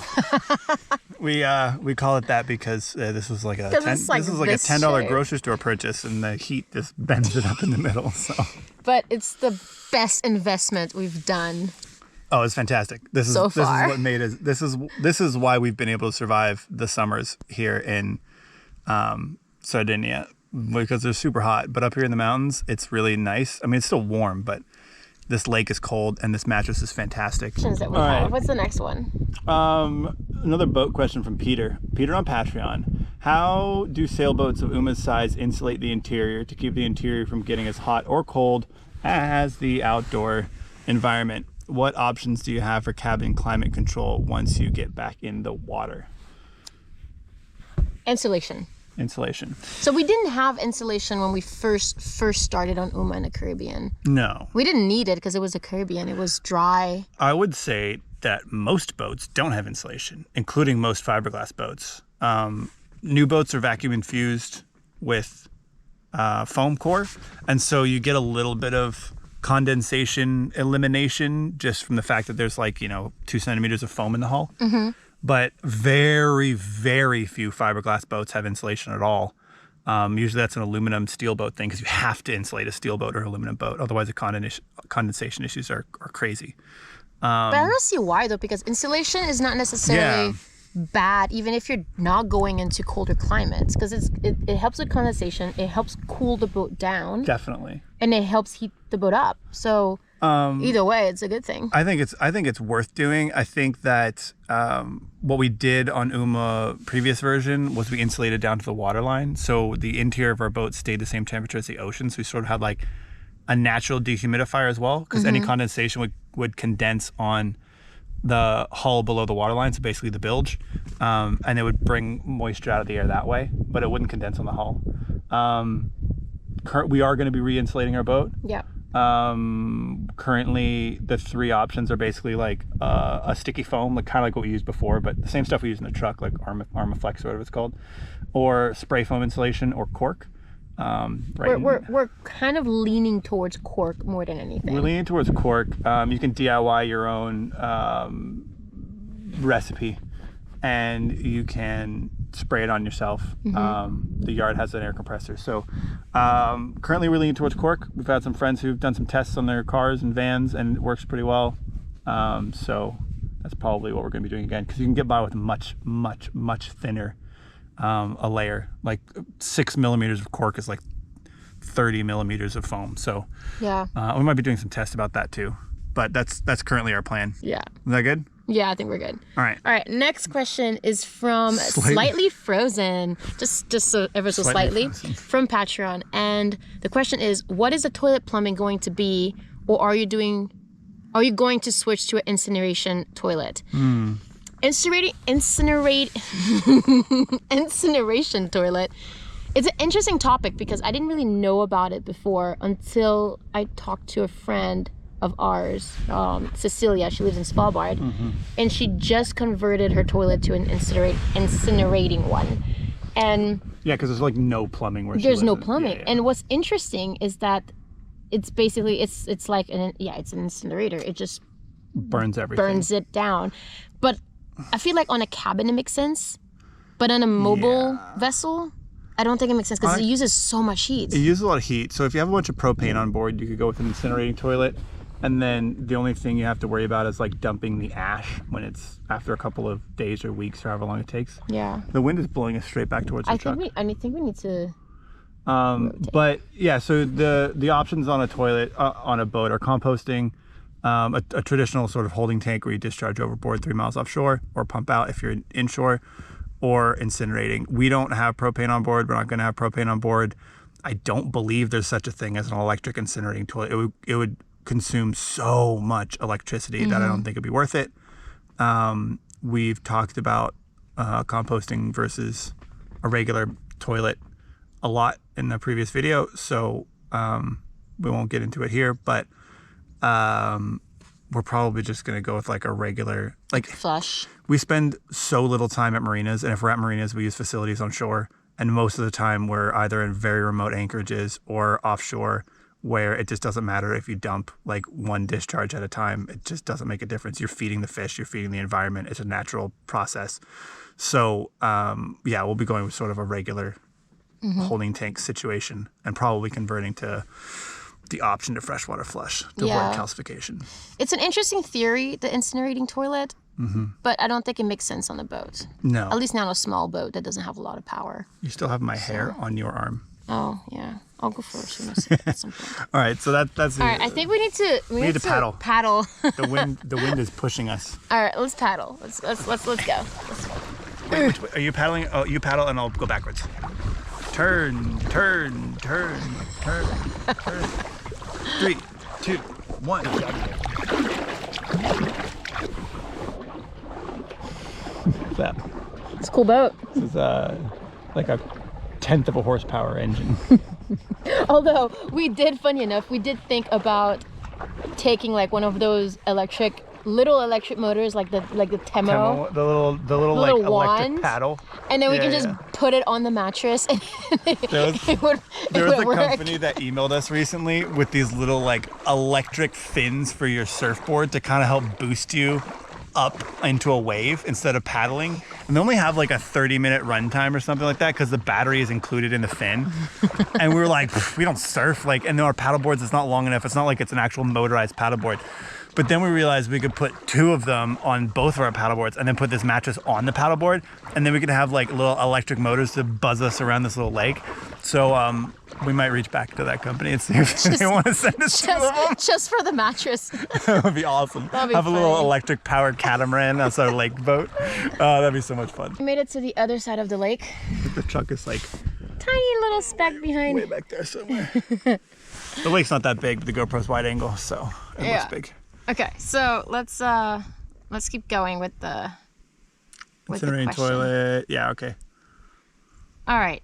Oh, this we're getting personal now, guys. Getting to the Scott good Wise on Patreon, and Gosh, a Scott. lot of you guys on Patreon actually, and also on YouTube, wanted to know: are you guys actually married?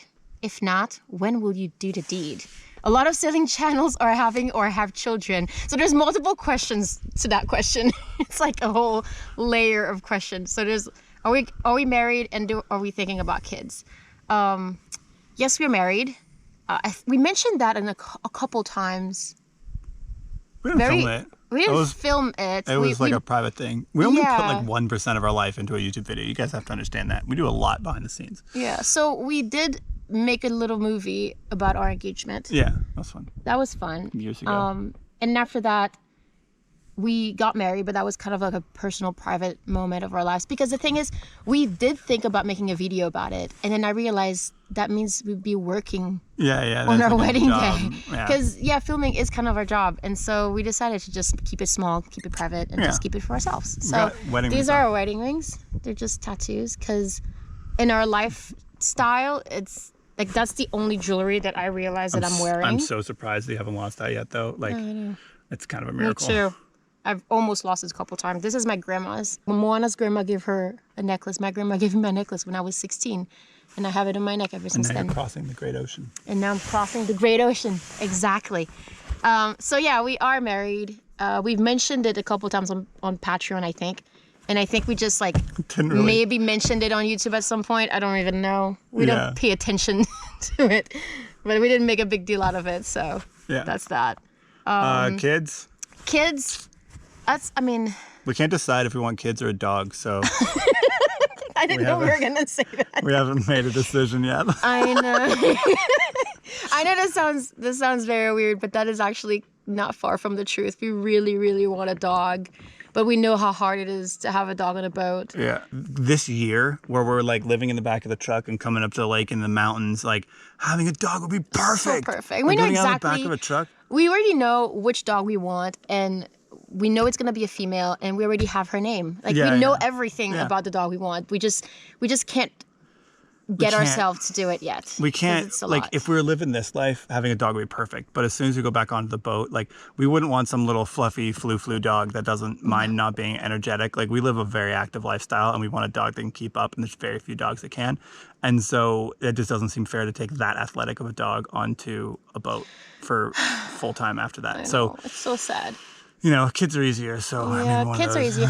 But again, like, I mean, not to go too personal, but like maybe we can't have kids. Yeah. You know, maybe we've tried and we can't have kids. Like, a lot of people can't have kids in the world. And so like asking that kind of personal question is... It's like 50% our fault though, because we keep clickbaiting you guys with thumbnails and titles. Because it's fun. Because you guys, it's sort of like a chicken and egg thing. Like everyone like assumes that like anytime Kika is seasick or, you know, is a little out of it, or like anytime we mention anything that has to do with anything that could be construed as talking about kids, everyone freaks out and it's like, oh, you're having kids, is Kika pregnant? And so we kind of play into that a little bit sometimes and like troll you guys back a little bit sometimes, but you know, it's confession. just, it's like a fun little game we play and we're not going to stop. So it's funny because it's like crying wolf. The day that I do get pregnant, nobody's going to buy it, but it's going to be the real thing. We're going to title the video, Kika's pregnant. People are like, no, she's not. She's just trolling us again, clickbait. No, so the reality is maybe one day.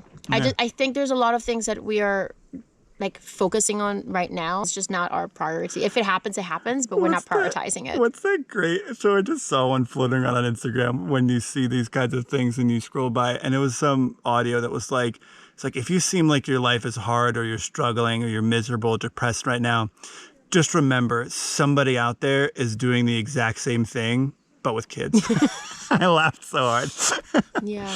So I don't know. Yeah. Yeah, I think it's funny. I love our lives. I think a kid. I'd love to raise a kid on a boat. That'd be awesome. I think growing up as a kid, I'm putting myself in their shoes. It would be an awesome life. Put it this way. But if we ever had a kid, we wouldn't like settle down and move on to land. We'd keep living in the back of our truck and we keep living out of our boat, and it would be awesome. Mm-hmm. Yeah. So. Yeah. Our life would not be different. It just be a little bit adjusted. You know that picture that Patagonia I think Patagonia put in their magazine of the dad throwing the kid in the air. Yeah, like in the 70s of those parents who were hiking with their kids somewhere down, I think maybe it was in Patagonia, something to do with Patagonia, and they're like tossing their kid across this chasm. I feel like that'd be us. No, we would raise a controversy of that. Yeah. I mean, we wouldn't film it, obviously. Yeah, so do we want kids? Maybe someday. Do we want kids now? Probably not. If we did have kids, would we move back to land and quit sailing? No. Hells no. I don't think. I mean, we've met so many amazing families with so many kids. Yeah, and those kids are the best. I think in all the kids that we've ever met, the best ones are always the ones that grew up on boats. They're like fixing the dinghy engine when they're 6 and like going and picking up their friends, and they've got like good radio etiquette, and they're like on watch night sailing when they're like, you know, before they're even a teenager. Like, boat kids have such a good education and they're so well rounded. It's like the best education you get, in the travel and traveling different cultures. I think it'd be fantastic. So we're I was about to say we're motoring. We're paddling to the other side of the lake to a shady spot because it's getting really hot. So be Kika Cam.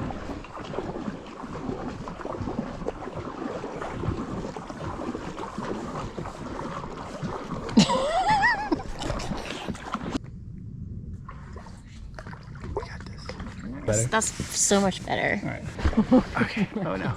I gotta hold on to a stick. Look, I'm like camouflaged with tiger stripes. You're just wearing a hat, so like your face doesn't exist. Okay, it's from Tim Preston from Patreon. Oh boy, he wrote it. There's 5 layers to his question, so we're gonna go one by one. Good thing we're in the shade. Okay, number 1. What tips would you give to people looking at starting boat life? Just do it. It's funny how we're just drawing blank. There's just so many. I think I'll I got a stick in my face. I'll start and then. Oh, I have one. You have one? All right, you start. Oh, you can start. Okay, so I would say, boats are very expensive toys and very cheap houses. So if you're gonna do it on a budget, like, go all in. Like, get a boat, sell your house, buy a boat. You know what I mean? You can do that really cheap. There are cheap boats out there. And if it's your house, it's very cheap to live in a boat. If it's your toy, it's a very expensive toy. It's like up there with an airplane. That would be one tip. So, and that kind of goes hand in hand with like, don't go into debt if you can. I mean, some people do, some people like it, but this is our channel and our Q&A, and our tip would be try not to go into debt, because then it kind of ruins the freedom you get by owning the boat you live on and being able to travel indefinitely, and you don't have to worry nearly as much about money. Because like you can spend months living for free on a boat. So you can do like jobs a couple of months out of the year, make some money, and then live for free the rest of the time. Especially if you have a first world passport. You don't need to pay for visas. I think visas are the most expensive things if you don't have a first world passport. Yeah. It's the biggest expenses were visas. What was your tip? My tip would be, so Din's tip was more like about starting, like the very, very first beginning. My other tip would be to not be overwhelmed by sailing around the world. Yeah, like you don't have to start thinking you're going to circumnavigate the globe. You can start with thinking, okay, I'm going to live on my boat. Okay, I want to go to, we call it like focus on the next horizon, right? Yeah, Where it's a solid like, point. Like take it small bites at a time. And even for the boat project, we're trying hard to listen to our own advice right now, because it's like, okay, the boat will eventually be done, but we're trying to not get overwhelmed by like, oh, it's a huge refit. Yeah. It's like try Too to much get to think about. Yeah, try to do what you can do with the tools and skills and energy you have today. Yeah. Yeah, if you're getting a boat, you don't have to sit at the dock and spend all of your time and money tricking it out so that you can like circumnavigate the globe, unless that's your goal, in which case go for it. But if you're trying to like live on a boat, like just get something you can afford, try to get it to float, and then you only need to refit it to the point where you can take it to like the next island or to the Bahamas or down the coast or like out of the Med or whatever the thing is. And then, worry about crossing the ocean when you're ready to cross an ocean. But focus on the small things. Just focus on what you can do. Make sure the boat doesn't sink. Yeah, and don't get overwhelmed by too large of a goal. Like it's good to have big goals and big dreams and journeys and goals to journey towards, but so long as they don't like overwhelm you and paralyze you from starting to begin with. Yeah, like for instance, a big one is crossing the Atlantic. Yeah. Right? We didn't cross the Atlantic until the third year. We thought we were going to cross it the first year. Yeah, no, you just start baby steps, and then eventually you'll upgrade and you'll learn more, and you'll be comfortable crossing without any nerves. Yeah, like you said, it's about like focus on sailing over the next horizon, and don't worry about like making it around the world. Same with like a project we're working on now. We focus on what we're doing tomorrow and like checking one thing off of the to-do list every day, even if it's small. Yeah. So these are our two tips. All right, what's the second part of his question? Second part of Tim's question is, what do you think is the best way to learn DIY skills for those with very limited DIY experience? Oh, same answer as number one. Just do it. Start DIYing. The cool part about DIYing is you're not paying somebody who messes up that you have to then go and fix. Like if you mess up, you can fix it. That's how DIYing works. And you're only out some time and some annoyance in having to do it again. Yeah. But especially on a fiberglass boat, like if you screw it up, just grind it out and do it again. Like you can't really lose on a fiberglass boat. It's so easy. And also there's so many channels out there, guys. There's books, but I mean, there were books before, but now there's a lot of YouTube channels about boat work. If you guys don't know Andy from Sailboat Today. Yeah. Sailboat Today. Wait. Boatworks Today. He has detailed videos about a lot of DIY stuff and there's lot of good books out there. There's a ton of free content on YouTube out there. Like everything we learned about how to fix a boat, we learned off of YouTube. So and testing it out. Yeah. Like we just said, okay, what happens if ... Yeah. We tried it out, and if it worked, it worked. If it doesn't, we scratch our heads and think and do it again. You just do it. And like failure is just a part of the process of learning. You know, like it's just if you fail, as long as you learned a lesson from it, it's not really a failure. It's just a step towards whatever you consider success. Yeah, so it's a stepping stone. It's a learning experience. You can't be afraid of failure. Failure is just a learning opportunity. Failure will paralyze you if you think about it that way. Yeah.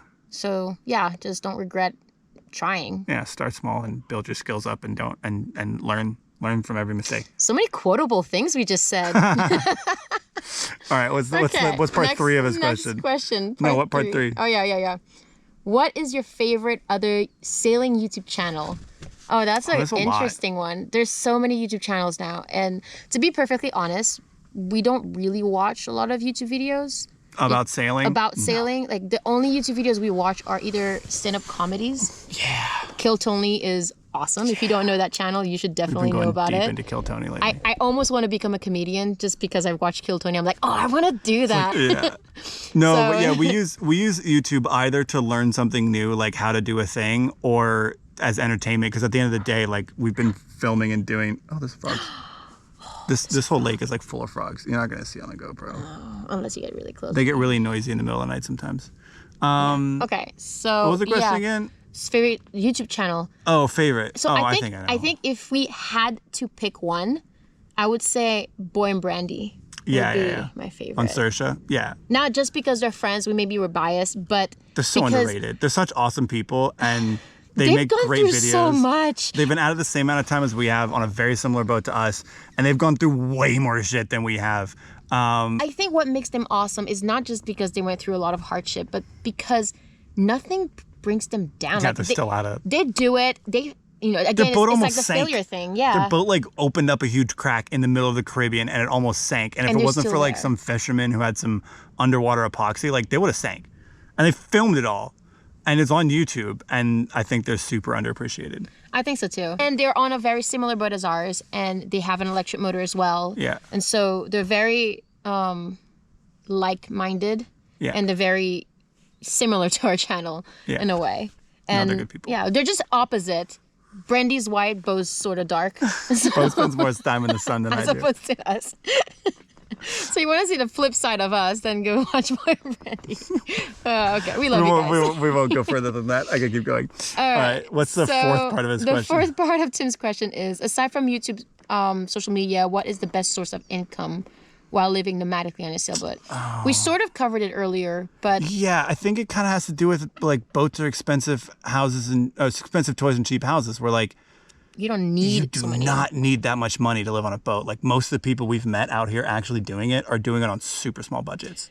And there's so many different ways. Like YouTube is probably the worst way to make money online, guys. Yeah. Like if you really want to make money while you're traveling, YouTube isn't it. There's so many better ways. other better things you can do. We've met a couple when we were in Mexico. We've met a couple who have a catamaran, and she's a masseuse. Mm-hmm. And every anchorage they go to, they offer like charter. One of the cabins could be rented out. And also, if they want an extra massage, then she's a masseuse on board. They put a cabin up on like Airbnb, and then they sell packages like sunset sails or honeymoons or like engagement packages where like they cook dinner, they go on a sunset sail, they sleep on the boat, they get a massage, they do yoga in the morning. It's like a whole thing. They get like 2 or 3 guests a month, and that's all they need to keep going. Yeah, we've met people who do like boat repair. That's an easy one. Like if you're good at DIY stuff, everywhere you go, there's cruisers that need something fixed. If you're good with a sewing machine, but like especially now, you can do almost any job from a laptop, and you can take a huge pay cut from whatever you're getting if you don't have a house and cars and college debt and like all that other expenses, and your expenses are just on a boat. Yeah. Like, $500 per person, you can get it done per month. More than that obviously is nicer, but like you just need so much less money. So there's like an unlimited amount of stuff you could do from a boat with a Wi-Fi connection. There's so many different ways to make a living. Mm-hmm. And YouTube is probably one of the worst ones. Yeah. I mean, YouTube is fun. I'd say We like it, and it's a joy for us to do, and we like the motivation it gives us to like get up every day and like do something interesting and like it motivates us. But it's not the only way to make money, especially out here. It's the only way that you see people making money, because it so happens that people making YouTube videos end up posting them on the internet, and that gives them an income, and it's like a spiral thing. But trust me, whatever the number of YouTube channels are out there that are sailing, there's 10 or 20 or 30x more people out here doing it without you making don't YouTube see. videos that you don't see, because I'm not making YouTube videos, and they're all doing just fine. Mm-hmm. What's All the right, last part of last this question from Tim is, what's the latest on your wind power project that you show in step 273? Oh, yeah, that's right. We Was did that show the one it. we did when we were in Norway? So when we were in Norway, we've experimented with a different type of wind power that we found on this Chinese website. vertical axis wind turbine instead of a horizontal axis wind turbine, like all the amperes and silent winds and all those. It had potential. I think the theory was there, and the reason why we made the video wasn't to show that we can come up with something, but it was to raise the conversation. Yeah. And to see if maybe there's a company out there that's already establishing what we're looking for. And we did get approached by a few companies that are looking into interesting solutions. Yeah, I think. But we haven't really found a No, solution yet. there's dozens of companies out there that all have interesting prototypes that they're working on in air tunnels and wind tunnels and stuff, but none of them have a viable thing that you can put on a boat yet. I think what we've learned from that video and all the research that's come before and after it and all of the other wind turbine companies that we've talked to is like wind is just such an inefficient form of transferring energy. You just need so much sweep area, like so much air, like blade diameter to capture enough power at low enough wind speeds to make it worthwhile. And it's something ridiculous. We need like almost a 3-meter sweep to capture enough energy from the wind at like 12 to 15 knots to make it worthwhile. Like those little ones that you get on sailboats, they just don't create enough power and they make a lot of noise. And they're all measured at like 35 knots or something. Like we could probably count on our 2 hands how many times we've been anchored in 35 knots of wind. And it lasts like a night. It's not sustainable. It's not like solar where it pretty much is sunny every day. So we already have a really massive way to harness the wind, and that's called our sails. And that translates into a much denser medium, which is the ocean, which is water. And capturing the energy from the water is much more efficient because we can get by with like a 16-inch propeller. So it's like a 1.5-foot propeller rather than a 3-meter wind turbine. And so it's just more efficient to get it out of regen than it is to have wind, I think. Yeah. There are some cool companies working on some cool things, and if we ever get a chance to test them, we definitely will. But until they have a working prototype, there's nothing to test. Yeah, that's true. So, yeah. So stand by. So stand by. We're standing by as well. We're constantly searching out like cutting edge technology to test, and so if it's out there and it's viable, you'll see it on our channel first, hopefully. Yeah.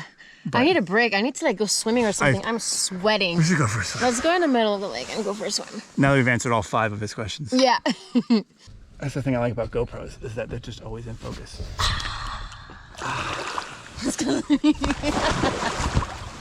Oh, that's so fresh. Hey, you jumping in? I'm gonna jump in. Cannonball! I almost lost my hat. That's the best part about this lake is that the water is like refreshing.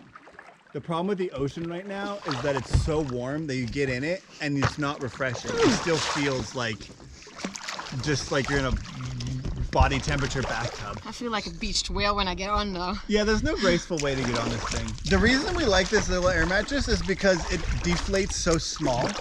But if we got anything bigger, like one of those floating dock things, then it wouldn't be a good size. And so then we wouldn't want to use it. Hey. You want some help?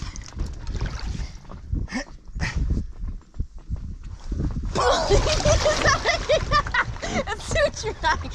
Oh.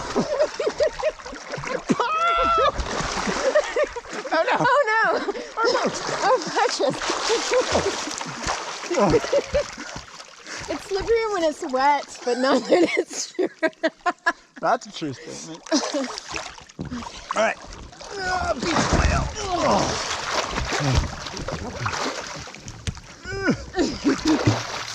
Never let go, Jack. Where's your phone? Let's answer another question. All right. Okay. Oh yeah, we can answer the other. We're very risky running a phone on this inflatable mattress. This is not like a structural integrity thing. I feel like there's like a. I think there's like a. No, we're good. No. There's. Don't wipe it. Don't wipe it. Don't do it. No. You're gonna make it worse. I think it's good. Oh, we're doing a lot. Okay. Yeah. Elise on Patreon. I have always been. Oh, I can't read. Stop moving. Oh, you're going back in the water. I've always been curious how much your respective architecture degrees are helping you out in the planning of the boat projects. Do you consider your knowledge essential in your planning? That's an interesting one. I think. What did we learn in architecture school? I think Feels like a lifetime ago. planning is where it's been helpful. Maybe a little bit. I mean, you got a minor in construction management. Yeah, it's not even architecture. That's true. Construction management Which taught you about the planning. Architecture taught us a lot, but I think it taught us more that you can turn an idea into something that other people can understand. It's like learning a new language of like 3D and drawing. I don't think it taught us any transferable skills. So I think here's the thing. Architecture taught us to be creative. It probably had more to do with the YouTube videos than the boat projects. Yeah, I think architecture has been more useful in the YouTube videos. It's been useful with the storytelling. Like Din said, taking a concept and making it and creating it, right? Yeah. And that in a way that helps with the project as well, because we can take the concept and like, okay, how can we tell the story of how to create it? But okay, maybe I get and also to be fair, like everything that we did in architecture school as far as like programs and modeling and all that is completely different now. Like the programs we're using on the iPad now didn't exist. iPads didn't exist. You know, like it was 10 years ago. Technology was more, but like technology's changed a lot. And so what we learned in architecture school was like taking a creative, taking something in your brain and figuring out a way to explain it to people. Express it in a way that other people can understand. I think that's what we learned in architecture school. However, we did have a bit of a contractor business in school, mostly Dan before I met him as well. I've been renovating houses since I was 14, so that helped a lot more than anything else. Because drywall and fiberglass are very similar. Well, and all the tools are the same. Like we owned most of those tools already from doing houses. I mean, everything we're doing now is table saws and chop saws and miter saws and jigsaws, like all that stuff. I mean, like I've always been handy and building stuff. Handy dandy. Oh, don't even.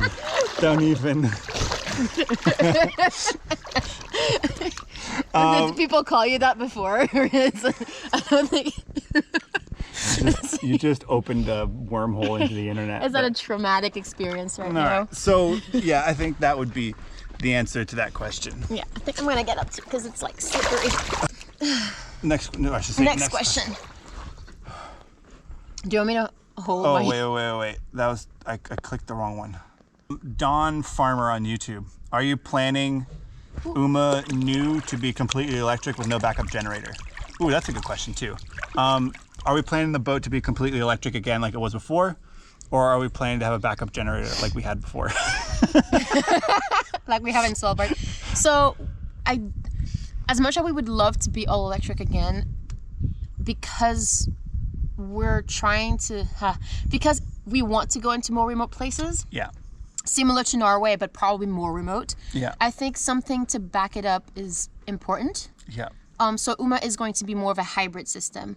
Yeah. Now, what type of hybrid is still a question. God, we would love to not install a diesel generator. That would be amazing. Yeah, and I'm sure we'll do a whole video about what we're going to choose, but in a nutshell, it would be nice to go with like some type of, what do you mean? What's it called? The thing that people always talk about. Fuel cell? Fuel cell, hydrogen fuel cell. Yeah. But there's some caveat to that. There's a lot to unpack there. We're making a whole video series about this, but we learned here's the lessons we've learned in the last 10 years of sailing all electric. In the tropics in the Caribbean, it's totally fine. In the trade winds, it's totally fine because you've got predictable wind, you've got predictable sun, you don't motor very often. Like our whole loop of the Caribbean, you could do it without a motor. It's totally doable. We lived on solar just fine. We didn't even have a battery charger that we could plug in if we wanted to.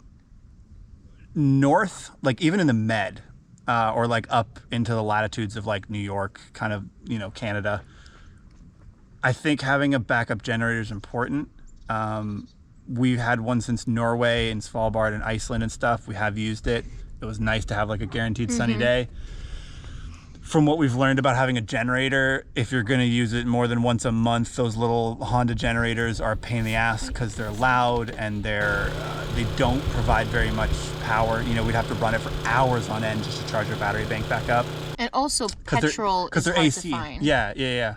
So because they're AC generators, they have to go through our inverters, so there's a lot of efficiency lost there.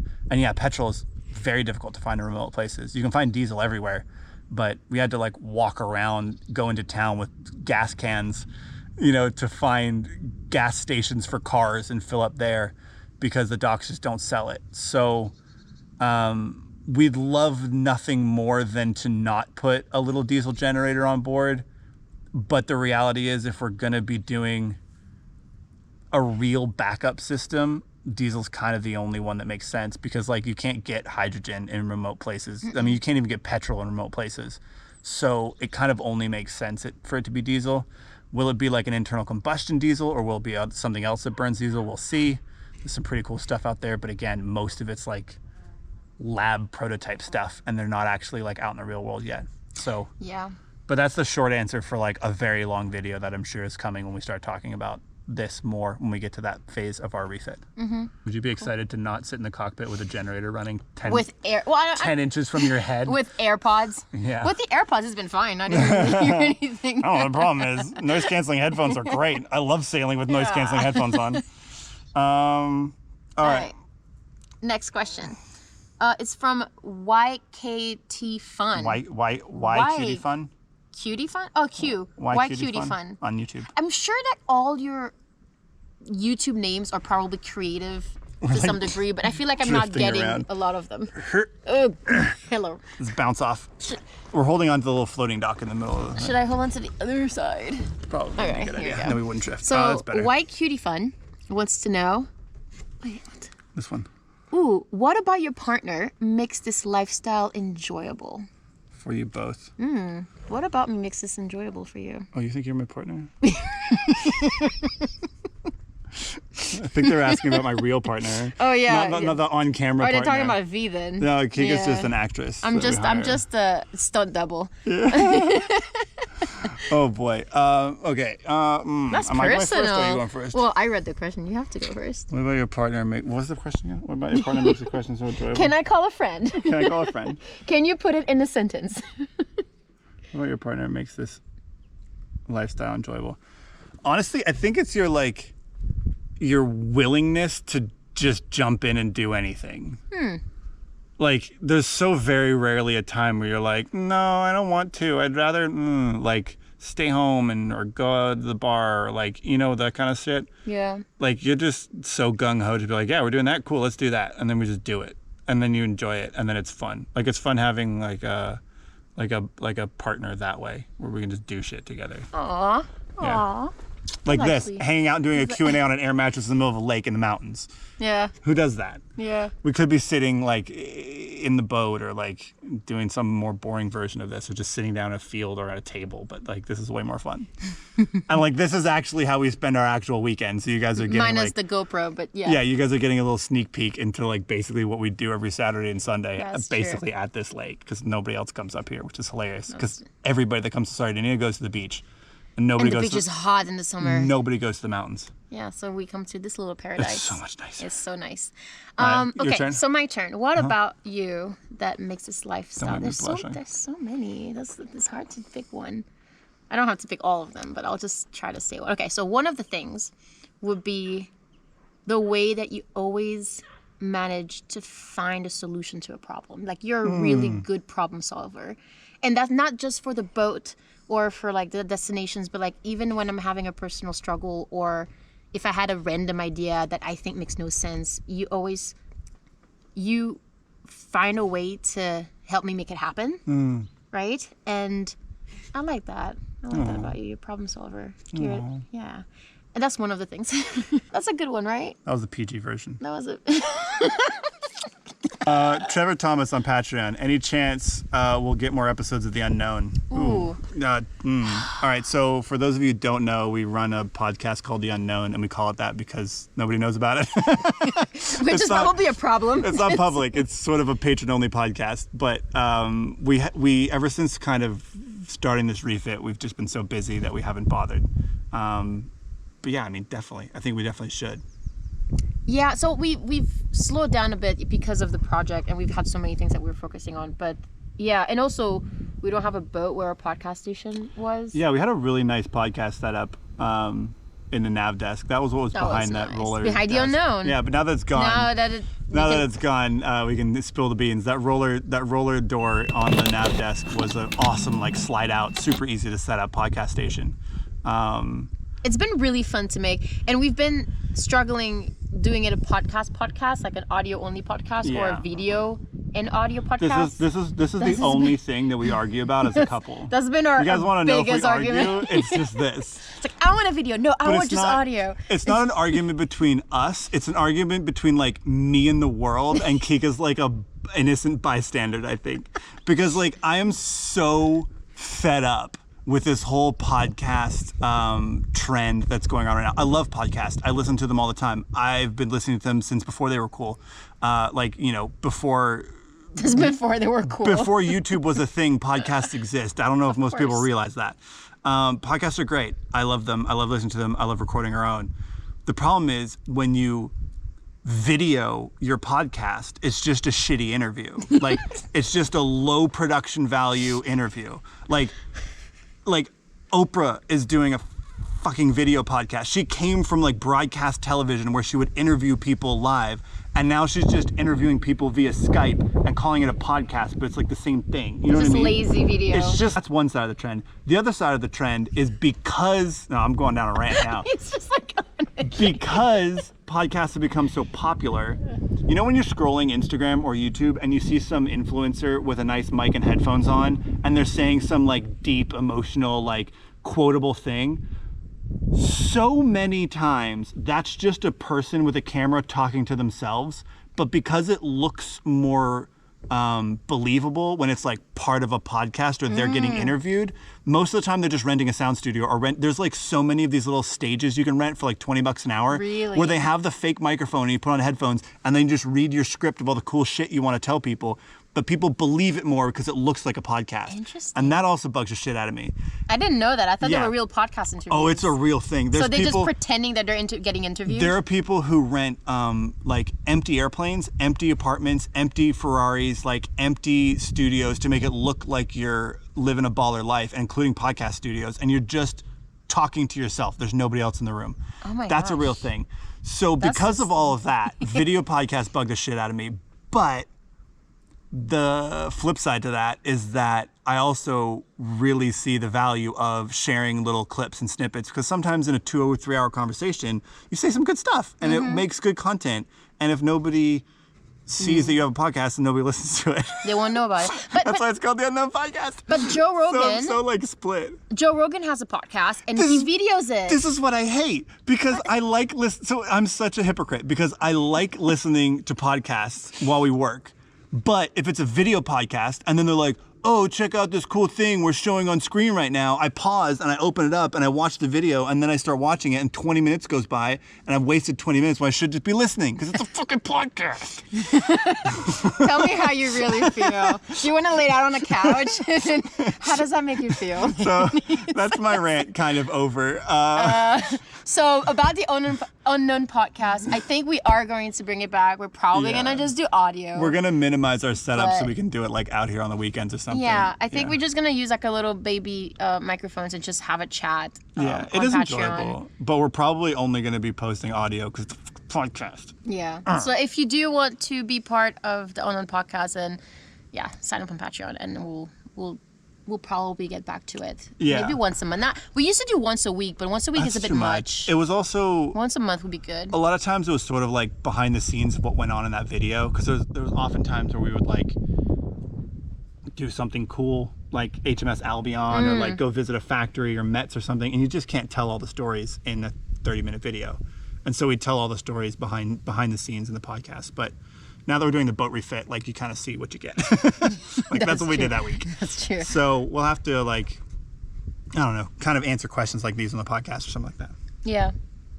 I'm losing my voice. Really? Yeah. Oh my gosh. That rant took it out of me. That rant, maybe I'm also probably losing my non-tan lines. I feel like maybe we should swim back I feel to like shore. my butt is getting cooked. We should probably swim back to shore. I'm gonna give my voice a break, and we're gonna swim back to shore. And you really are losing your voice. That rant took it out of me, man. Freaking podcast. So let us know what you guys think of video podcasting or audio podcasting. If you think it's a good idea to film it, or if you think just audio is fine. And then and on Patreon as well. We made a survey a while ago asking our patrons what is it that we've done before or we haven't done yet that they would like to see again. Yeah. And like 80% said podcast. Or the morning report. But the morning report was like it was sort of in that same line of like behind the scenes, but it was only 10, 15 minutes every morning. The morning report was interesting because it was back when we were wintering in France, and we had all the videos from Norway that we needed to post, but then we were not videoing anything in France. Yeah. And so we decided to just film every single day, just like a little 15-minute little update. Yeah, they were fun. And so we were chatting with our patrons like that, but then once we started sailing again and making videos and getting caught up, it was really hard to do both. Yeah. So we stopped doing the morning report. I feel like we might get into doing a lot's changing on Patreon. We can probably get into that at some point too. But we'll probably get into doing like one podcast a month, one sort of like weekend update where we're just like hanging out off the boat doing stuff a month. And then maybe like a Q&A or like a live chat. We'll probably do like a couple more things like that. Give you guys some more like behind the scenes and stuff. So that'd be fun. Adventures like this. Yeah. I need to go for a swim again. Man, it gets so hot so quickly. It gets really hot. Yeah. All right, let's go. Let's go for a swim and get back to shore. Okay. Prepare to board.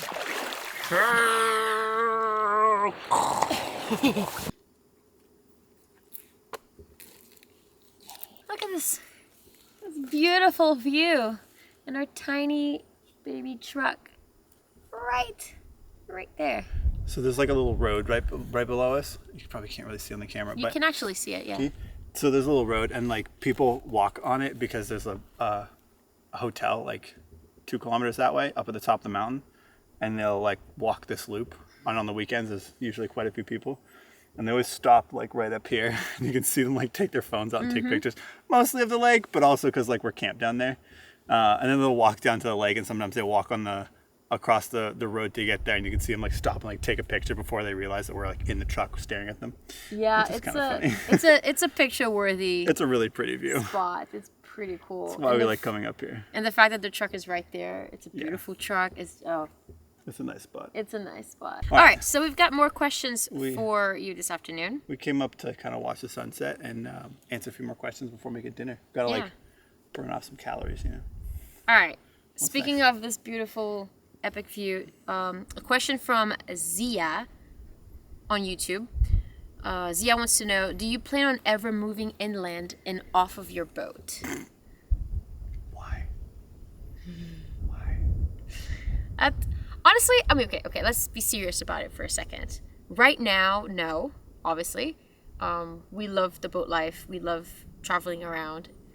But we've always had a saying since the beginning that if we're unhappy doing something, we're not going to force ourselves to keep doing it. So it's kind of like don't buy a couch, right? Like if it becomes a thing where like we're doing it just because it's expected of us, like we're trying to make videos about sailing or something, then it's kind of like buying a couch because then we're doing what other people expect us to do. Yeah, and we wouldn't be doing it for us anymore. Like as soon as we think that we're not doing it for us anymore, then it means that it's not the right thing that we should be doing. And we still love sailing. We still love traveling around the world with our boat. So we're going to keep doing that. And if the day comes that we don't like it anymore, we'll stop. I think inland would be in the truck.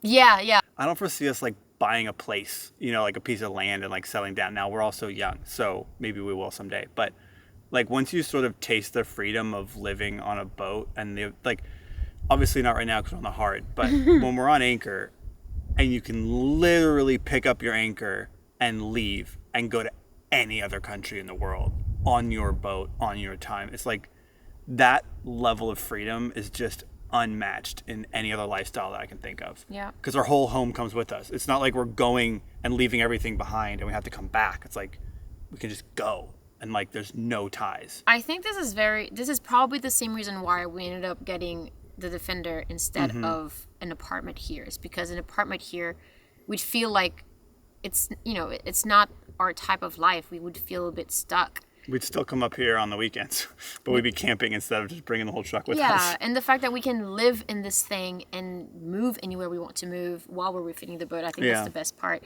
And obviously... And take it somewhere else someday. I mean, we're not getting rid of it. Like, when Uma's done, we'll sail for a while, and then we can go do land adventures in the truck for a while and just keep exploring. Because there's so many cool places on land that we haven't even started to see yet, and we really want to. That's the thing, too. Like, just because we love sailing and we love living on the boat, that doesn't mean that we're going to be only sailing for the rest of our lives. Like, we have other things that we like to do.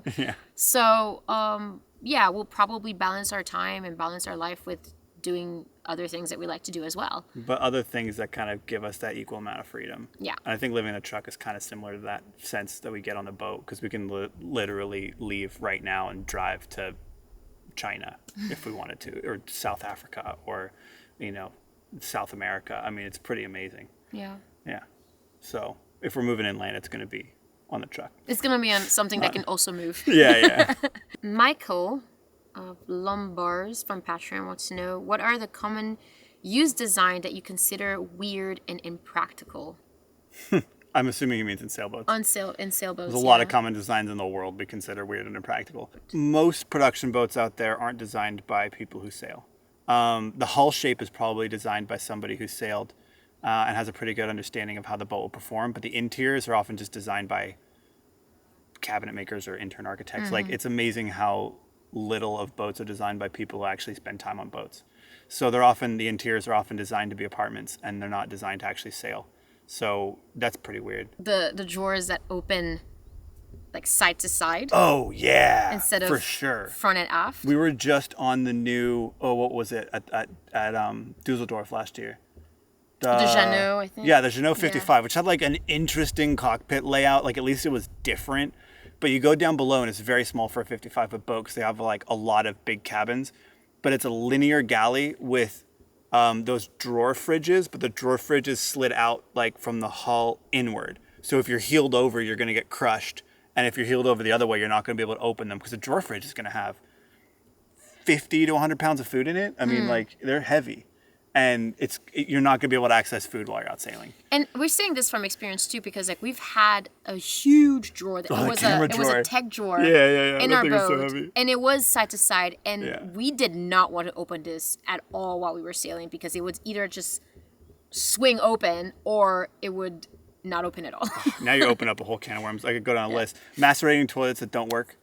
Or like toilets that face toilets that face side to side, because toilets are often just shoved in corners as an afterthought. Not putting soft close drawer slides or toilet lids. Toilet lids is kind of like a personal preference because nobody likes loud noises in a boat. But the drawer slides, like if you have soft close, they kind of have that a little bit of like spring tension. So if you're on anchor, you can kind of leave your drawers unlatched and they don't open and close. Because that spring tension from the soft close mechanism kind of keeps them closed a little bit. But we've been on plenty of like new modern production boats where they don't use soft close drawers, and they have side to side facing drawers, which is like another kind of weird no. And in the middle of the night, they just like go slamming it. Like the boat's hardly moving, but it's enough that the drawer opens and slams closed. We'll get to it, but below water through hulls as well is kind of a weird one. It's just because it's easy to just like cut a hole in the hull and put a through hull on it, but there's better ways to do that so that the boat doesn't sink. Yeah. We'll get into that later when we do our through hulls video. Okay, so a question from the prairies. That's the name of it, on YouTube. From the prairies. What is your least favorite tool and job while doing this refit? Huh. That's a great question, by the way. It's because favorite's kind of easy. What's your least favorite tool? The one that every time you use it, you're like, ah, damn it, I hate this thing. You just want to throw it away because it just doesn't work. Least favorite tool or least favorite job? Least favorite tool while doing the refit. Huh. Do you have a least favorite? All of them. No. I do have a favorite tool. That's not the question, Kika. I know. Least favorite tool. I need a minute. Oh, weall think about this for a second. I think we need a minute. It's getting late in the day. We've been answering questions all day. My brain's getting a little bit fried. Should have drank another Magic Mind. Least favorite tool. I think that rotary sander might become my least favorite tool. But you just got it. I know, but I got it because somebody said I should get it on YouTube.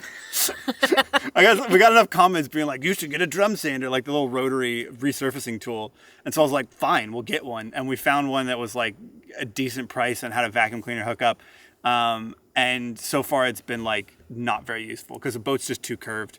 And it's too wide and it kind of like vibrates funny and it kind of goes back and forth. And we're going to try it on deck and see how well it works on something that's sort of like slopes down instead of sloped up. But so far that's probably my least favorite because it just doesn't work very well. Either that or currently the file sander because the bearing on the end of it's shot. And so and it's a non-replaceable bearing, but it's only a $60 tool, so I just ordered another one. The small one, the thin Yeah, one. yeah, I really like that tool, but right now it's being a bit of a... What's your least favorite tool? I mean, my least favorite tool is kind of stupid though. Why? Because It's allowed to be stupid. not. It's your least I don't favorite. know if it would be considered a tool. The retractable meter, the retractable tape measure. Oh, she I gets do not scared. like it. That's true. Because I have to measure something, and then you have to let go, and it has to retract back. The one that we've got is like a pretty hefty, like commercial grade, metal. contractor grade tape measure. I've had it for years. It's got inches and centimeters on it, so it's fantastic. I don't like it. But I yeah, feel when like it it's gonna snag my fingers. when it comes slamming home, that thing comes home pretty fast. Which is kind of funny because the fold out like European tape measure, that one I like, yeah. I dislike that more. Really? Because it's just so like it takes so long to open it and it takes so long to close it, and it only works if you're measuring stuff like where there's more space on each side. Mm-hmm. But if you're measuring something in between two things, you can't measure it because you can't like fold it out far enough to get that measurement. Or you can mark it and then add it. It's one of those things where like we got one because it just seems to be the norm here, and I'm like trying hard to like it, but I just can't. A tape measure is just so much easier, just because you can measure inside and outside, and you can measure 25 feet away, and it still holds up, and then you can retract it, and it comes right back to you. You don't have to like fold it back up again. Yeah, but it's the retracting part That you don't like. That It's I the don't retracting like. part that I do The like. measure part I like because you can Yeah, actually yeah. get the measurement, but it's the retracting. kinda funny. I know what your favorite tool is, though. I feel like lately it's been the laser. You. Wait, isn't Calling me a tool. Is that a That's compliment? not a compliment. That's not a compliment. All right, I take that back. I know you're trying to be sweet, but that's not. No. can take that back. Try again later. Laser is probably the most useful tool that for this refit. Yeah. It's just been so, especially now that like a lot of things are lined up in level. It's so easy to just like set it down, turn it on, get plumb or the horizon and just draw something real quick. It's really quite fantastic. That's true. That's probably the most useful tool.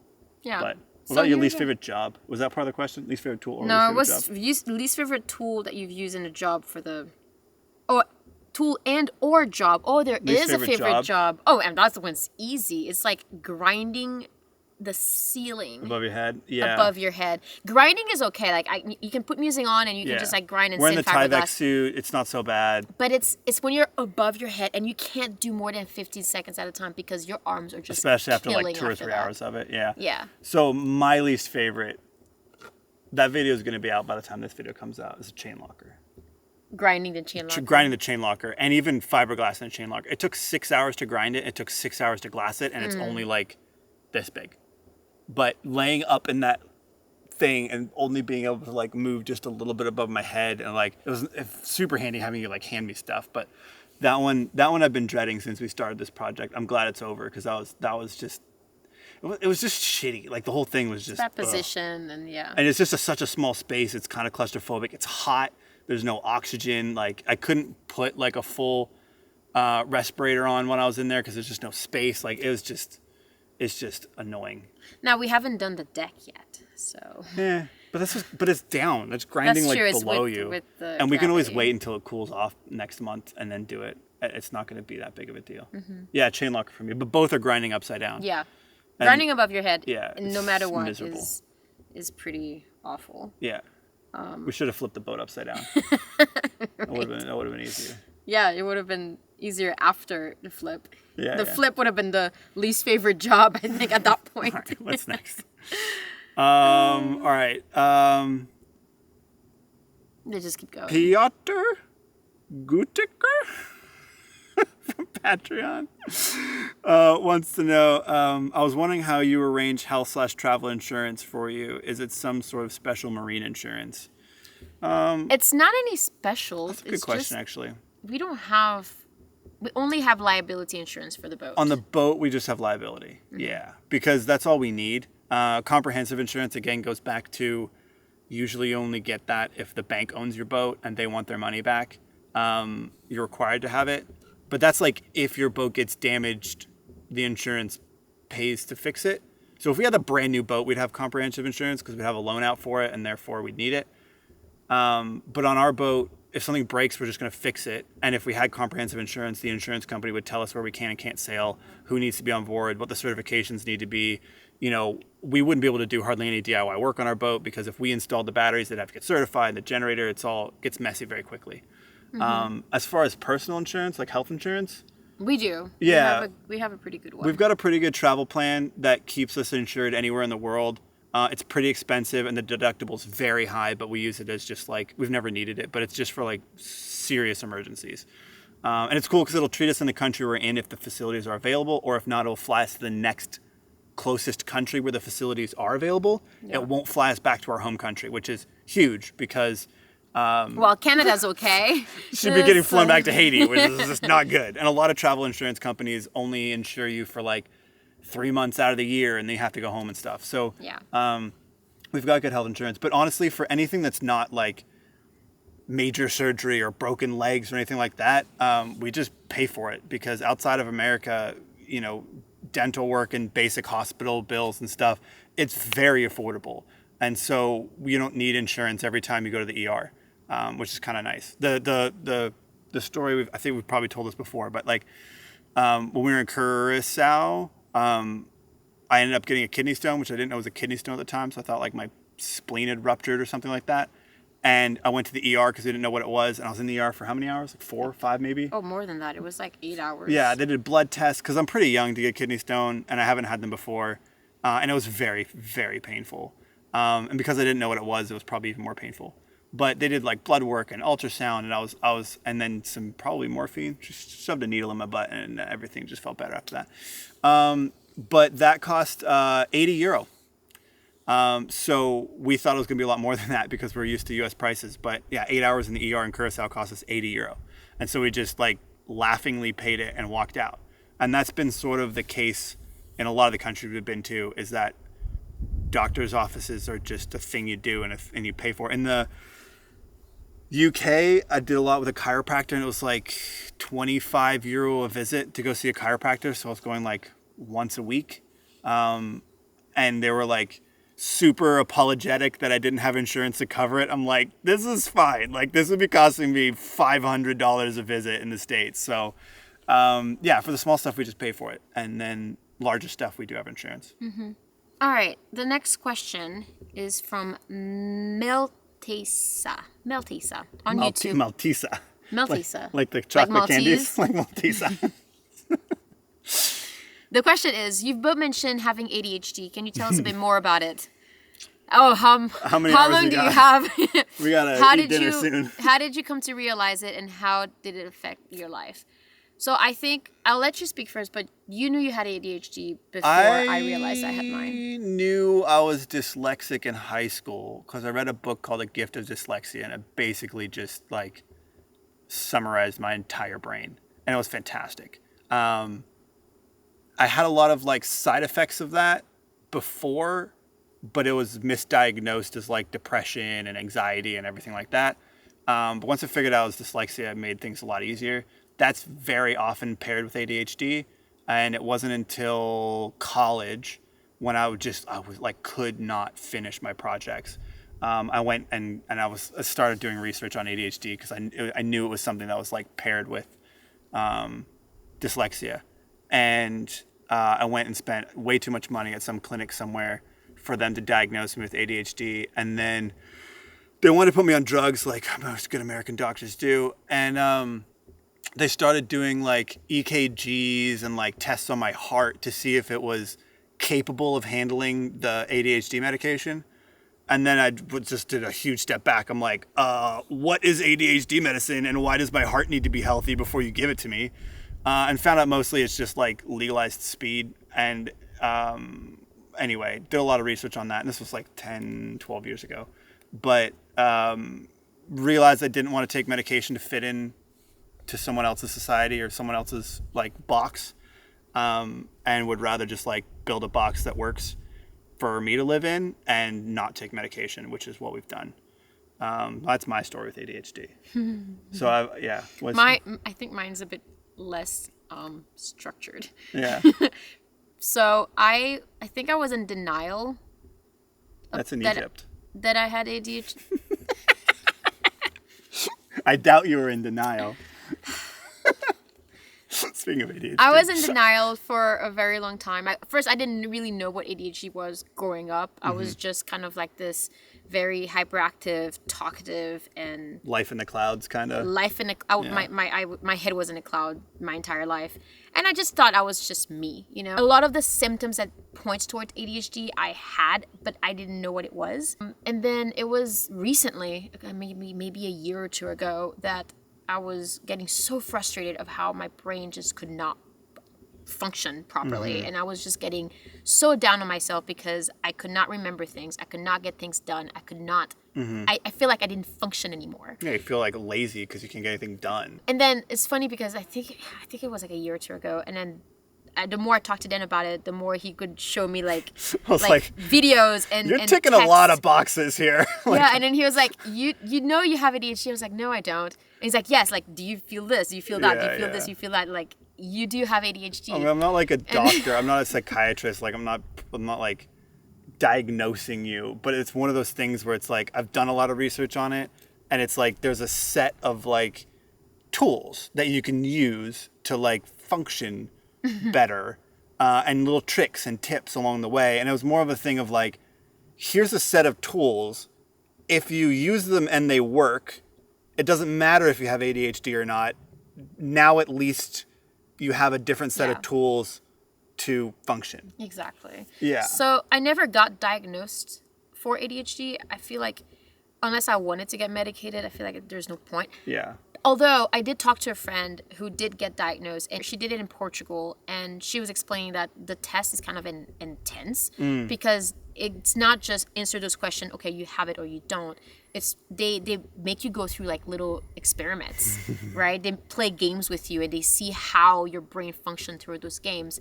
And then she was like, so she already sort of knew she had ADHD, but she wanted to understand her brain a little bit better, so she did the test. Yeah, you should probably do one of those. And I'm like, interesting. So now she has a bigger clarity of how her brain works. And it's funny because every time that I read something about ADHD, my eyes open. I'm like, oh my God, I'm not alone. Yeah. It's so amazing. Yeah. But at the same time, I've always wondered if I went to a doctor and if I did those tests, if I would even pass for ADHD. Because I've done those tests online, and one of the tests told me that I was on the spectrum of like Asperger's. Yeah, it's like, you're autistic. We're like, what? And I'm like, no, I'm not. That's not denial. Like, I that's not true. I mean, I don't think so. I mean, they're all kind of sort of meshed together to some degree. Neurodivergent is a big, broad, very big circle. I think neurodivergent is a bigger group of people than neurotypical. That's my personal belief. And I think that over the next, like, I don't know, 10, 30, 50 years, it's going to become more and more of a standard where it's like neurodivergence becomes like splits off into multiple categories, and like neurotypical becomes, that's like average height, or not average height, but like typical height of a male. Like typical, like they range from this big to like 9 foot. Like, what do you mean typical? You know, or like typical skin color. It's like, what the fuck does that mean? Like, we're all a different shade, you know? I feel like neurotypical and neurodivergent are all on the same spectrum, and it's just like a long continuum. It's a big scale. Yeah, it's just a long continuum of like, we all think a little differently, and our brain chemistry is a little differently. But I think what it comes down to is just like Dan said earlier, like, it doesn't really matter if we are, I mean, if a doctor tells you are or not. Exactly. Yeah. I mean, it's good to know, not to label things, but it's good to know how your brain works, right? And the fact that I'm getting closer and closer to figuring out my brain is when a you big do, revolution. let me know. Nobody knows. You know my brain better than I do my brain. Maybe. But but the reality is you figure out a life that works around how you are. Yeah. And I think this is we don't settle easily. We love to. I think we're going stir crazy now because we've been in Sardinia for so long already. There's like an explorer gene that's often tied to people with ADHD as well, where it's like the reward for finding a new place like releases dopamine in our brains. So like we actually get rewarded for discovering new places. That's why we always go in loops. Like even now, we walked up this way, we're gonna walk down that way. It's weird, but. Yeah, because we always do loops instead of like there and backs. We like always going on an unknown path rather than like back the way we came. And some people really don't like that. Like they get a negative reward cycle from that. So Yeah, there's a lot of interesting stuff around that. There's a lot of really interesting research that's being done now, and it's not just like medicate hyper kids to make them sit still in school anymore, which is really, really amazing. But yeah, we just have sort of built a life around it. It's one of the reasons why we like making YouTube videos, because it sort of like motivates us to do something every week, and a week is like a good amount of time because that's how long it takes to make a YouTube video. Like if we had a month, it would take us a month. If we had a year, it would take us a year. If we had 4 days, you could do it and you could make 3 videos like before the Atlantic crossing. Procrastination is a huge problem. But big projects like making a movie, which is like a 2-year project, like we don't even, it's too big of a project. I don't think we'd ever get it done. That's why this renovation is tricky. But we're breaking it up into like weekly cycles, because it's like, what can we make a video about this week that will, move the line further to completion? It's like, oh, we can do this project, the chain locker or the pilot berth, and we can do that in a week, and we could film it in a week, and then it's done, and then we can move on to something else. Not like, let's, refit the boat. It's just too big of a goal for us. Yeah. But I think that figuring out how our brain works made it easier to find solutions to the problems that we're having inside of our own brains. To figure out your like operating system. Exactly. It's like some things are super, super simple. Like I have way too many to-do lists. Or too many Chrome tabs open. Yeah. I'm very disorganized, and I'm very organized in my disorganization. Yeah. I would say, because I know all my tabs. I know where they all are. So like 6 browsers open with 20 tabs each across 4 different like desktops and 2 monitors. Yeah. So I try to make myself limit the amount of tabs that I have in certain ways. So I have an app for that now. But also, I beginning of the summer, I thought that I would have time to do all this other stuff. So I started taking guitar lessons. I started taking piano lessons. I started wanting to learn how to paint. And I started taking Italian lessons.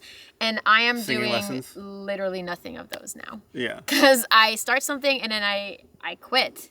Because I realized that box of paint stuff we have on the boat that you painted one picture. I will get back to it. Or hoarding. Hoarding is a big thing too. If we lived in a house, that's a real reason we live in a house, and we'd fill up with stuff. So we're pretty minimalist. I think we're doing okay in terms of hoarding, but I think we have the same kryptonite, I would say. We like the same stuff. Jackets and backpacks. Backpacks, like in pouches. Organizational pouches in little box.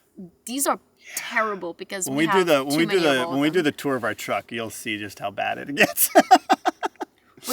And then every time we have this jar, like, but it has potential. We can keep it for something else. Yeah. We're terrible at this. But anyway, all that to say that yes, we do have ADHD, and if you do, that doesn't mean that you need to be medicated. You just need to learn how your brain works and learn how to understand it better.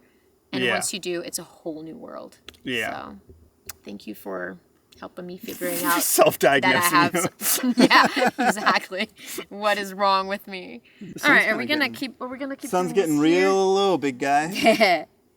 We're running out of questions. That's good. We have maybe a few left. Do you want to finish these? I'm hungry. Do you want to go? Should we start dinner and then? Yeah. So the sun is about to set. Well, the sun is behind the mountains now. So we're gonna walk back down and then maybe start dinner and then answer a few questions. We're having the last bit of questions. We're having fajajas tonight. Fajajas.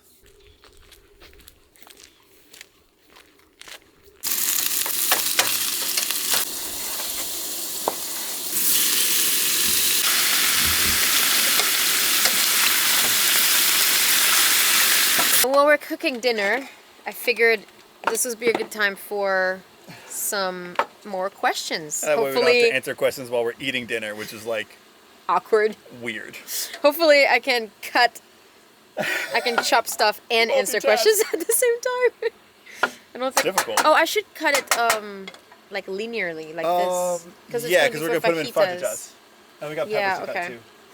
So, the next question of the day is very good car edits. Car edits. On YouTube. Edits. Very good car edits. Very good car edits. No, I think it's credits. Anyway, very good credits wants to know from YouTube, what is the most difficult part of living in a boat? And then the follow-up question to that is, how similar is it to RV, or How similar is RV life to boat life now that you have experienced both? Good point. We should do a whole video on that. We should do a video. Boat life versus truck life and truck life versus boat life. So, Difficult part of boat life? I feel like visas. Semi-answered that multiple times. I think visas would be the most challenging part, but of the boat itself, I think we kind of have boat life dialed in. That's the thing. Like, I think, especially after this refit, I think our boat life is going to just be like a smooth operating machine. But this is not the right truck life, cutting, but, I think the most difficult about truck life is that it's so much smaller than boat life. And so, like, this is our counter space. You know, like, we're both so excited to get back to, like, a full-size sink and a water maker and a flushing toilet and a stand-up shower and, like, all the things we're doing to Uma to make her better. The truck is fun, but, like, we've been living out of the back of it full-time for 14 months now, 13 or 14 months. Yeah, over a year. And so we're excited to, like, get back into something a little bit bigger that's actually more like a home rather than kind of camping.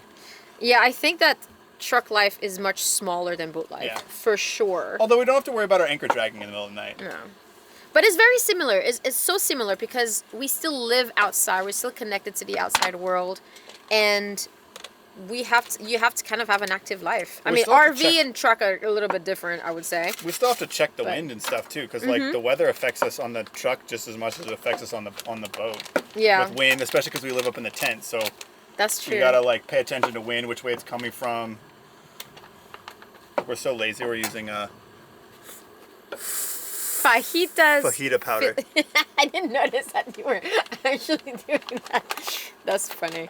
Please don't judge me for my mushroom chopping skills, because I am very well aware that they're probably not the best chopped fajita mushrooms in the history of fajitas. But although, compared to last version of Uma, we got more space in the truck because we couldn't do this in the last version. We couldn't both be in the kitchen like chopping and helping out. Well, I think even in a new version, I think on a boat, a galley is just not space for two people. There'll be space for somebody to stand in the corridor and like help chop or help whatever. No, I don't think there's any space. No, there will be space. No, I just don't think there's any space for two people on the boat. This is too small. No matter how big the boat is, it's just too small. There's just no space for women in the galley of a boat. Yeah, exactly. Oh, it's a man's space. You have to respect that. Go back to your kitchen, Dan. All right, what's the next question? Oh, the question was, what was the most challenging part of boat life? Boat life, RV life. I mean, I think the weird thing is, I feel like 10 years ago we would have an answer for this. Yeah. But I think because we've been living on the boat for 10 years. I think visas is still a challenge, but we're working on a solution for that too. Mm-hmm. It's just been, I don't know. We've been ingrained in the boat life that I don't think we think about challenges the same way anymore. No, it's just part of our life. Weather is just weather. You just have to live with the weather. And all right, now for the real test. Oh, cool. Why is it a test? I'm just gonna cut it to see if you know how to cut a pepper. Oh.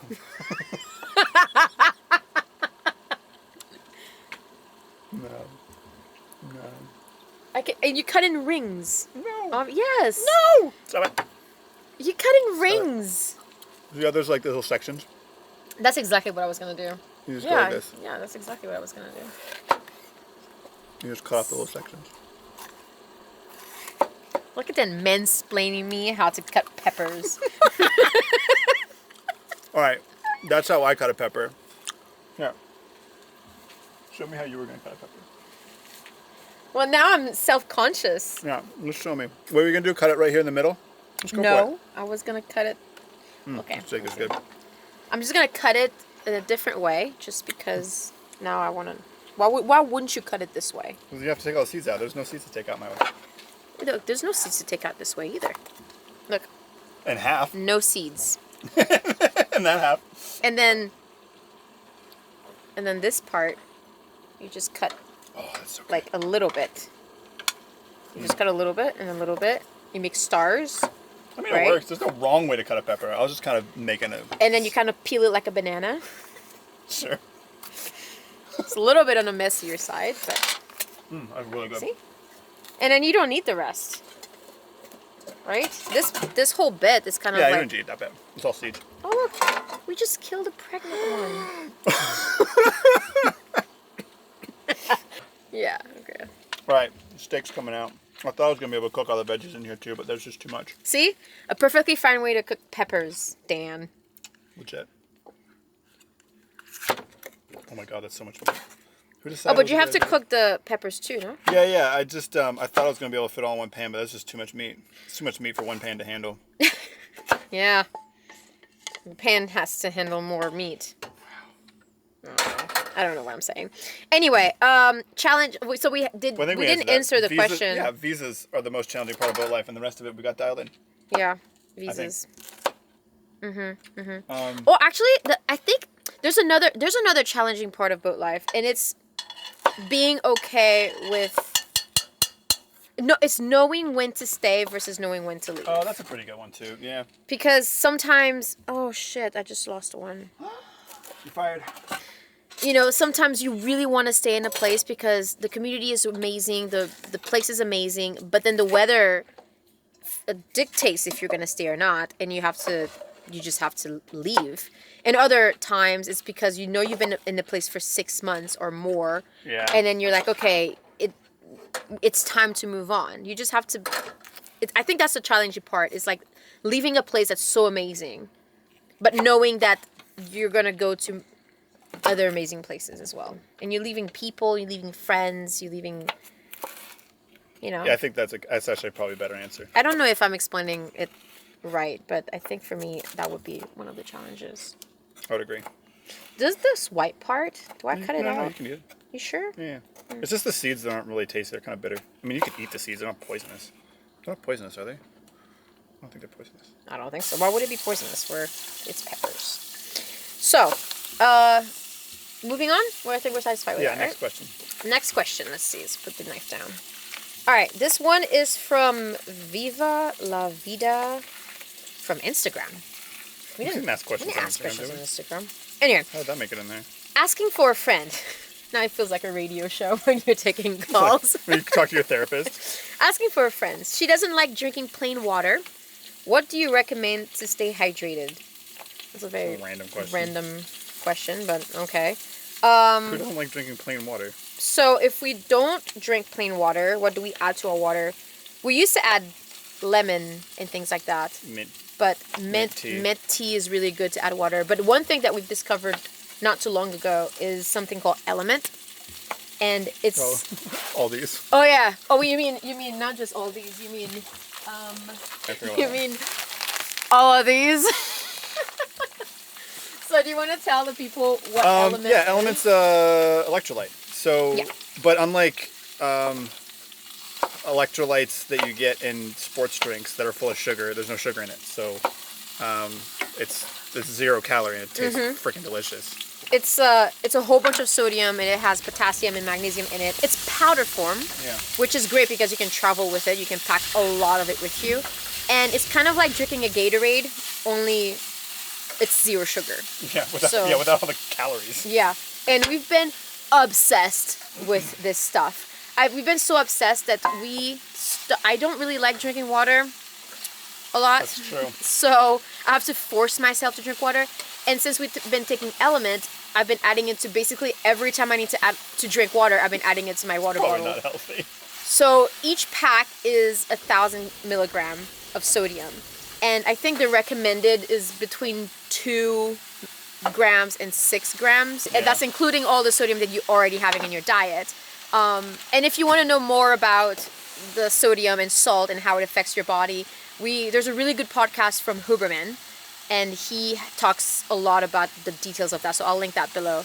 But yeah, we were basically drinking maybe 8 to 9 grams Not a good idea. of sodium, and that's before we did our research, before we realized that it was way too much. Because it's so tasty. Like It's we just so especially good. in cold water, it's delicious. So we're gonna tone it down to maybe 1 or 2 packs per Yeah. day. If you want to know how much sodium you can take per day, I would say it depends on your blood pressure, it depends on your diet, it depends on how active you are. You want to consult a doctor. You want to about that. consult either your health specialist or at least know about yourself enough to know how much extra sodium you can you can take. We've been loving LMNT. We have all the flavors, and I think my favorite would be watermelon. That's my favorite too. Yeah, It's watermelon. so good. Grapefruit is a really good one too. It's tangy. But they make spicy ones too. They make like a habanero, and it's like it's kind of sweet, or the mango chili. It's Mango kind of chili sweet. is It's like good. mango in the front and then chili in the back, and it kind of kicks your ass. I heard it. I heard it as I said it. I heard it as I said it. Yeah. No, but we've been loving it. It's a good addition to our daily routine. Let's see if we have another. Wait a second. Viva la vida. Viva la vive V. Oh my. Who's V? I think we may have just got tricked by V to do a sponsor segment. Element? Element's paying us? Well, they are now. Don't you need like a? Don't we need like a promo code, a percentage off, or like a affiliate link or something? Wait, I just got a text. Oh wait, it's V. Don't forget to tell your audience to, if they want to check out LMNT, they get a free sample pack. Only have to pay shipping, and they can click on the link below. drinklmnt.com/sailinguma. So, yeah, that's the link. If you guys want to try out LMNT, make sure you click on the link below. It's really cool stuff, and thanks LMNT for sponsoring this video. I guess. So, should we take another question now? Next question. We have a question from Sustainable Sailing, Dave and Jane, on Patreon. They want to know if we are planning on having changes on the deck, chain plates, anima, soft pad eyes, etc. That's a really good question. Short answer, yes. Yes, we For sure. are. A lot of things on deck are going to change. It depends. Everything on deck might change, or might stay kind of the same. But even if it stays the same, But we'd still upgrade. I think we'd still replace our rigging because it's been 10 years, and we are debating to go with dynamic rigging as well. if we keep our traditional current rig. rigging, which there's a chance that we might not, and that is all we're gonna say about that. So stay tuned for more update on. Well, we're obviously going to make a bunch of videos about the deck when we get to it. So We're kind of waiting for patient. the interior to be more finished, and also sort of waiting for it to be colder outside before we do anything outside, because it's just too hot. yeah, But yeah, we'll get to that eventually. yeah. Okay, so next question. And I'm sorry if we don't answer all the way the questions, because like I know a lot of things are a little bit like still on the secret side. Like, we'll talk So- about having kids, but we won't talk about what rig we're putting back in. Or what batteries we're putting in. Ooh, that wasn't a question, though, so- Those topics are just off limits. You know, It's it's just off limit. unacceptable to ask someone what batteries they're using. So rude. It's just so rude. Just come on. But if you want to know about our plans for having If you want to kids, know about our sex life, then let's One of our talk sex about life, that. Let's go. Let's Me be too. juicy. Let's go over to OnlyFans/SailingUma, and we'll talk all about it. No, it's sailinguma.com/OnlyFans. Oh, sorry. My bad. It's our own platform. I Check haven't it been out. there in a while. All right, so one more question. You guys ready for one more? I feel like I've been looking at the screen and not at the lens. How many years have we So- been vlogging? This question is from Graham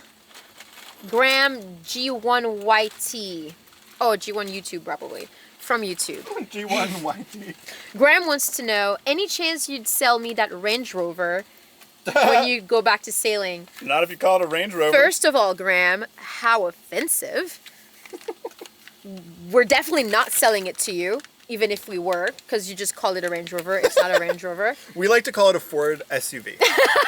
Because most of this truck was made by Jaguar. It's owned by Ford. It's got a Ford engine in it. It doesn't have a Puma engine? It's Yeah. Ford Puma, right? Ford Puma. It's got a Puma engine, but that's a Ford engine. It's got a Ford Transit engine, and the rest of the parts are Jaguar. Don't take it personally. We're not only not selling it to you, we're also not selling it to anybody. So we have plans with this truck. Like we mentioned before, we love the boat life, but it's not the only thing we love to do. We also fell in love with truck life.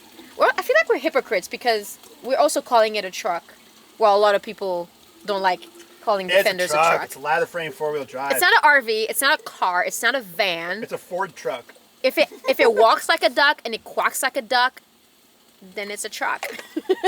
Totally. Get it? No, we've had this. I mean, we're going into deep into the personal. We've had this dream like probably since either before very early on. We got a sailboat to like road trips to Africa, like the southern African countries. So this truck is probably part of that adventure at some point. That's why we spent so much time and effort like renovating it and living in it, because we needed a place to stay. And eventually we're probably going to do a trip like that. There's so many cool places to do. I mean, South America would be another good one. So, yeah, at some point we're probably going to do that trip. We don't know when, though. Whatever in that we film that kind of adventure depends on you guys. Because that's true, actually. We've been trying to make videos about the truck, and those videos just tank. People just don't like the truck videos, which is okay because we're focusing on a boat project right now. But eventually, we're going to do both. We're going to do sailing adventures, and when we're stuck somewhere for winter, we're gonna take the truck and do 3-4 months on the truck adventure, and that's just gonna be the cool part about the truck is like we can just move so much faster than on the boat. And so like 2 or 3 months on the truck is a lot, whereas 2 or 3 months on the boat is like one country. So half a country. We'll definitely be doing more land adventures on the truck, and we'll either be sharing those adventures on our channel or a second channel, or not sharing them at all, or we'll figure it out. But that's also part of the reason we got this truck. So we're definitely keeping it. Yes. It will fit in our container, and we can ship that anywhere in the world. Yes. Or we can do a roll-on, roll-off, whatever. It's not that expensive to ship a vehicle, especially one like ours. It's all like kitted out to be like perfect for us. So yeah, we're keeping our baby girl, our second baby. We have also 2 babies. got a really good deal on this truck, and it's in really good condition. And we test drove a lot that weren't in nearly as good a condition, so we feel like we got pretty lucky on this one. So we're not planning to give it up anytime soon. No. With that, dinner's ready. Dinner's ready. So I need another bowl. It's gonna be good. Yeah, let's get. Well, I guess we'll see you guys after dinner because we're making fajitas. We're gonna eat, then we'll be back. I just shut the.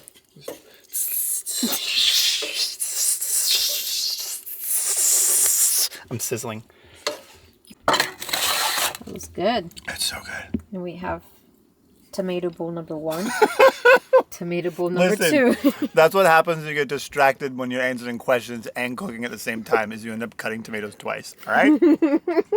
No more fault. It looks awesome though. I feel like I cooked for like 5 people. 5. Oh cool. Yeah, we're not gonna answer questions while we eat dinner though. Well, guys, that's it. It is nighttime. It's like really late. And we are getting ready for bed. I think we have a plan for next week. We're going to be doing some work that doesn't involve any wood. So, it should be fun. But what do you think? What do you think about this Q&A that we just did?